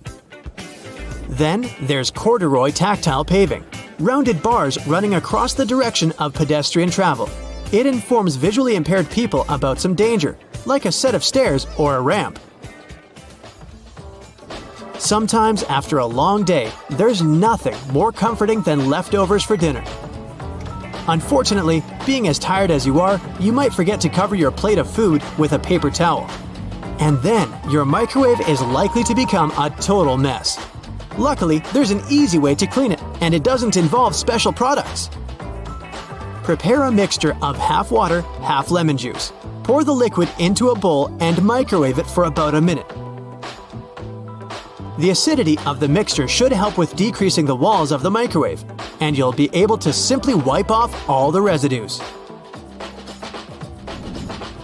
Are you one of those people that like to experiment when baking and aren't a fan of measuring tools? You can just use a whisk next time you need to add some flour. Stick the whisk in the flour bag and it should pick up a considerable amount of the product between its metal bars. I don't think there's anything I love more than simple and fast tricks to make everyday chores easier. Like this one, about trash bags. I bet that just like me, you've been doing this one wrong all this time. Open a trash bag. You don't need to ruffle it open completely. Just the top of the bag will do. Place the edge of the trash bag over the edge of the trash can and secure it in place. Then, simply push the rest of the bag into the can. And it should flip over perfectly. I love a nice snack as much as the next guy. But pistachios can sometimes be a real pain to open. They can hurt your fingers or even break your nails. But did you know that you can literally use another pistachio to open a stubborn one? Layer the openings of the two pistachio pods so that they interlace. Then just pull them apart and they should both pop open. Deodorants tend to make a mess, especially on black clothes. But you don't need a fancy cleaning product to get rid of the stains. You won't even need to change your shirt if this happens. Just rub the stained area with another piece of fabric once the deodorant has had some time to dry. It should flake off pretty easily. Surely there's a pumice stone somewhere in your bathroom. You know that weird-looking piece of rock that you use to exfoliate your heels? There's a lot more you can do with it if you're creative enough. Turns out it's pretty great for removing pet hair off textile furniture. You can also use it for removing pills off fabric. You can always unclog your kitchen pipes with a homemade solution. It's just as effective as the store-bought and involves way fewer damaging chemicals. Pour some white vinegar into your kettle. Make sure you heat it up, but remember to open your kitchen window as the smell might get a bit overwhelming. Meanwhile, place some baking soda in the pipes you want to clean. Let it sit for a couple of minutes. Then, add the heated vinegar. The mixture should pop and fizzle quite spectacularly. But don't worry, that's exactly what's supposed to be happening. After the process has calmed down, open the taps and let some lukewarm water run for a minute or so. It should wash off all the residues that were clogging your pipes. Nice added bonus, take a look at the insides of your kettle. As clean as new. I'll admit, patience is not one of my best features, and I'm not very talented at opening jars either. But getting a rubber band and putting it around the edge of the lid works every time. It gives me a solid, non-slip grip and something to hold on to whenever I stumble upon one of those stubborn jars. But if that doesn't work, I place the jar in hot water. The heat causes the metal to expand, making it easy to break the seal. You know how hard it is to hang things on your walls, especially when it comes to items that require multiple holes. But here's a neat trick. Take a piece of tape and spread it over the object you want to put on the wall. It can be a painting or maybe even an extension cord. Mark the spots where the holes are supposed to be on the tape. Then take the tape and place it on the wall. Now you'll know exactly how far apart the nails need to go. How many hidden features are there in your car that you have never heard of? Most cars these days have everything color-coded under their hoods.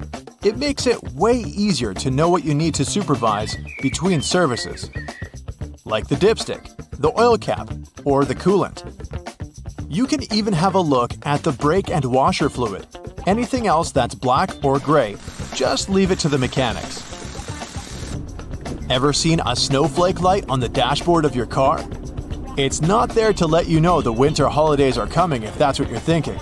It's actually a sensor that indicates the exterior ambient temperature. It gets activated and pops up the light whenever there's a road warning due to a sharp drop in temperature. It may sometimes even come on with an audio warning or a message on your dashboard to warn you that the roads may be getting icy, so you can either adapt the speed or change to the appropriate tires if necessary. Most cars come with added features for the summertime too, like those neat sun visors. Yours might have an added bonus you might want to check out. We all know they twist to help the driver out when the sun is not shining from the front. But some of them can also extend, so they can provide shade to a larger area. If you figure out your sun visor doesn't extend, there's a simple solution though. Buy a sun visor extender. You can even find them online. They work by being attached to your existing sun visors or windows for better shade coverage and visibility. Let's find some hidden features at home. It's not rocket science, but there is a wrong way to make ice in the freezer, and that's because you're probably not using the ice cube tray correctly. They come with that particular shape because you need to fill the trays until there's a layer of water on the top. This layer will help remove the cubes faster from the tray because it will crack when twisted and leave each cube poking out. You can then grab them in no time and enjoy your drink. If you find that the heat on your oven is too high or you need to cook some delicate dishes that require more control over the temperature, there's an easy way to adjust that. The knobs on your oven should come with calibration screws on their backs. Pop out the plastic knob and adjust it to your preferences. Be sure to disconnect the oven from any energy source before doing it. Do you know what your stove and your car have in common? They both have hoods that you can open if you need to have a peek, or if they need some cleaning. If you look closely at the top of your kitchen stove, you will see two hinges located on the back corners. You'll be able to easily lift it up and clean out all the grime that's been stuck in there. Ever wondered why glue doesn't stick to the inside of the bottle? The answer is a bit more complex, depending on the type of glue. But the simple response is, well, it doesn't have any air in there. PVA glue contains some molecules called polymers and water. When the glue is out, the water evaporates, leaving just the sticky polymers behind. Things are more or less the other way around with superglue. It has a chemical that solidifies as soon as it hits water vapors in the air. Did you know Microsoft Word has a feature that you can use for references and a bibliography? It's not only helpful for keeping track of everything, but it also automatically formats all the information accordingly. If you like to surround yourself with as many houseplants as possible, here's an easy way to figure out if they need watering. Stick your fingers into its soil. It should give you a better idea than simply looking at the plant's surface. If you can reach 2 to 3 inches into the soil and feel it's dry, the plant most likely needs some hydration. However, this trick does tend to work better with smaller potted plants because of the limited depth. In any case, it's always best to research the plant's needs in terms of watering and sunlight before committing to a plan. And always be careful not to damage its roots. Be honest, you indeed have clothes you wear all the time and some that just sit there in the back of your closet that you've most likely forgotten about. Here's a neat way to figure out which one is which. For starters, you'll need to turn all of your hangers backwards. If you really feel like putting more effort into this project, you can wrap some pieces of electrical tape on the hangers and write the start date on each. After that, everything is pretty self-explanatory. Each time you wear a particular item, turn the hanger around, making it face forward. After 6 months or a year, all those items that have yet to be turned around should go to donations or yard sales. Another great way to use hangers to help you with your wardrobe organization is to use them for your scarves. They will be wrinkle-free, but you can also see them a lot better and have a clear view of the scarves you actually use and those you should let go of. If you're looking to increase the storage space in your wardrobe, especially when the season changes, go pick yourself up some vacuum pack storage bags. After that, you just need to fold your garments or other pieces of laundry, like bedding or blankets for example, and place them in the bags. Turn on your vacuum cleaner, place the nozzle on the bag seal, and remove all the extra air from the bag. It helps with reducing the storage size of clothes and keeps the clothes clean, dry, and moth-free. Should you have an empty basket lying around and you aren't sure if you want to recycle it just yet, you can always repurpose it as a cool lamp. Wicker baskets work best for this. Just cut a small hole in the bottom of the basket and place a pendant light kit there. You can even paint it manually, or spray paint if you need it to be in a particular color. Another way to neatly repurpose things around the house is to use leftover cookie jars to store dryer balls, but the sky's the limit here.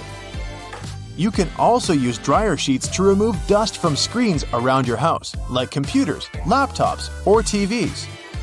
These items are electrically charged, so they generally attract a lot of dust particles. Dryer sheets are made to reduce static cling, so they won't only remove the dust but also help keep it at bay for a longer period of time. Dryer sheets also help out if you're having a bad hair day, believe it or not. They can seriously help out taming flyaways whenever your frizz just gets out of control.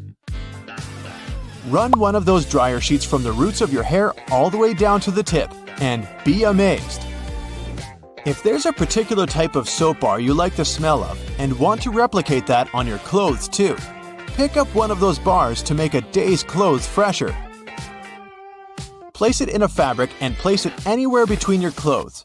Your shirts should smell awesome every time you pick them up. You can also save on fabric softener. I don't know about your washing machine, but mine does love to jump, I'll tell you that. If yours tends to run out of its designated place, especially during those intense spinning cycles, it happens because it's not perfectly fixed to the floor. The good thing is that most modern washing machines can self-level since they come with a pair of legs. Just lift the back of the device off the surface area it sits on, and it will drop them, locking them into place once it's perfectly leveled.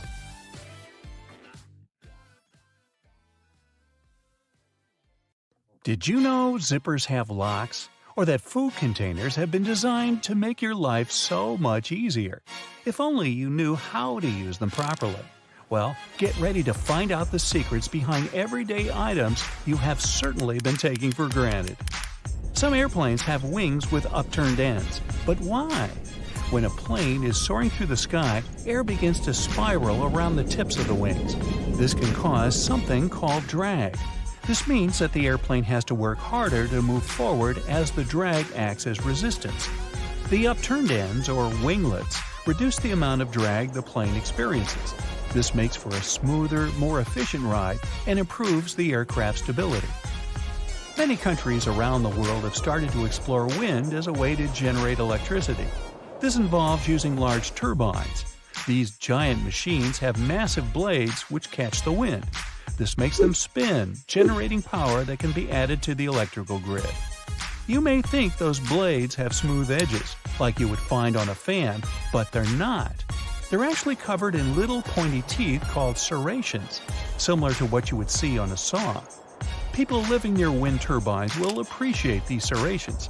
They not only reduce the noise as the blades spin, making them much quieter, but also reduce how far that noise will travel. Now, I'll bet you have a blender, and I'll also bet you use it incorrectly. When making a smoothie, for example, do you cram in all those healthy fruits and veggies and then cover them with your preferred liquid? Then you turn the device on and it whines, struggles, and sounds like it might blow a fuse. Well, you are supposed to add all the liquids first. Then you can add the solids. The blades don't have to struggle as much to spin through the liquid. This creates a whirlpool effect, and the device is able to pull the solid food down and blend everything evenly. Your next smoothie will have fewer chunks. Yes, you are welcome. I know that with online banking, you are handling fewer checks. But next time you see one, take a close-up look at the signature lines on the front and back. No, closer than that. I think you might need to grab a magnifying glass. Those lines are really teeny tiny words. Called microprinting, they make it harder for people to print fake checks. This will be indicated on the check with the letters MP, often near where the signature goes. The words that make up these lines can be anything from authorized signature to original document. Most printers are unable to reproduce the microprinting, making it easier to detect a fake check. Hand sanitizer is everywhere these days. Yep, nothing gets past me. And though it's great at keeping your fingers free of germs, it's actually much more useful than you think. Some of us have made the mistake of using a permanent marker on a whiteboard. Guess what? It doesn't come off. But grab your hand sanitizer and it can lift that stubborn mark. It can also help with cleaning windows, sunglasses, and mirrors. Do you have a magic key fob for your car? Most fobs are designed to lock and unlock your car doors. Some even allow you to start your car from a distance. But there's one feature some fobs have that you would never know unless you read the manual. And who has time for that? To see if you have a special fob, hold down the unlock button for a whole 2 seconds. For some car brands, this will open the windows of your car. This allows you to access your car if there's ever an issue with the door locks or to let out hot air on a summer day. You might have noticed a hole along the side of the shaft or barrel of some ballpoint pens. This is designed to handle pressure. The hole ensures that the internal and external pressure is the same, which allows the ink to flow freely into the tip. If these pressures were different, the ink could become stuck inside, making the pen useless. Another hole you might see is at the very top of a pen's cap. This is a new development, with companies adding it in 1991. First, it helps keep the ink from drying out. Yay! Second, it ensures that if you accidentally swallow it, the cap will not completely block your airway. You'll still be able to breathe while seeking help. Double yay! But maybe think about stop putting caps in your mouth in the first place. Speaking of holes, some shoes are designed with 2 extra holes, or eyelets. They're located near the arch just above the sole of the shoe. Everyone assumes they're there to help your feet breathe and keep sweating, and the resulting smelliness to a minimum. But you're actually supposed to use them when lacing up. They allow you to get a tighter, better fit and reduce the chances of spraining your ankle. Some people prefer to drink soda from a glass bottle, arguing that it tastes better. Whether or not this is true, the bottle does have a unique design feature that most people completely ignore. It's that long, tapered neck. Heat transfers from the hand. If you hold the bottle around the thicker body, you are warming the contents inside. Warm cola? No thanks. You should be holding on to the long neck instead. This way, your drink will stay colder longer. Hungry? Who doesn't like some delicious Chinese takeout? Here's a shocker. Those sturdy containers the food comes in can actually be turned into plates. First, grab the creases on the sides of the packaging. Slowly pull these apart. Push the corners down to flatten the box. This is ideal for rice and noodle dishes, but not so good for soup. Another surprise? Chinese takeout containers were not invented in China. They were created in 1894 by Frederick Weeks Wilcox, a man from Chicago. He called his creation a paper pail and was inspired by Japanese origami when he designed them. As Chinese food gained in popularity in America, these paper pails were used for delivery and takeout, and eventually became associated with this particular style of cuisine. Now, when it comes to dessert, or breakfast, or both actually, a popular choice is a donut. But people often wonder about the hole in the center. Wait, another hole? You bet! Although it's hard to know who exactly invented the hole in a donut, some stories give credit to a sailor named Hanson Gregory. It was 1847, and Hanson was only 16 years old. At the time, he was working on a lime trading ship. The deep-fried cakes served on board were nice and crispy on the outside, but undercooked and doughy on the inside. He suggested adding a hole in the middle, which would allow the batter to cook evenly. The modern donut was born. Hanson is now my personal hero. Of course, with all that food, it'll make doing up your pants a little harder. Luckily, most zippers now have locks. A locking mechanism, which often looks like a little pin or bump, was added to help keep the zipper done up. When you position the pull tab flat along the teeth, the pin hooks in place and the zipper can't move. When you lift the tab, it becomes unlocked and you can easily open and close it. Now, why are the letters on the computer keyboard in such random order? This feature dates back to when manual typewriters were used. Initially, the keys were placed in alphabetical order, but this way, people were able to type too quickly for the machine to handle. Levers associated with certain letters would often get jammed together. The QWERTY keyboard, which is the one we still use today, was designed to slow people down and reduce the chance of hitting two keys that might jam. The QWERTY keyboard may no longer be essential, but we have become used to it. Now, feel the F and J keys on your computer. Each of these has a little bump on it. These are known as homing bars, and the F and J are called position keys. They were designed to help you properly place your hand when typing without having to look down at them. This allows for touch typing, when you use your muscle memory to remember where each key was. For it to work, you have to put your fingers in a specific position before starting. This means ASDF for the left hand and JKL for the right hand. This is especially useful if you have to transcribe something for your job. You can read the original and type it out without slowing down to look at your keyboard. Even the human body has its own little secrets hiding in plain sight. On your fingers, at the base of each nail, there's something called a cuticle.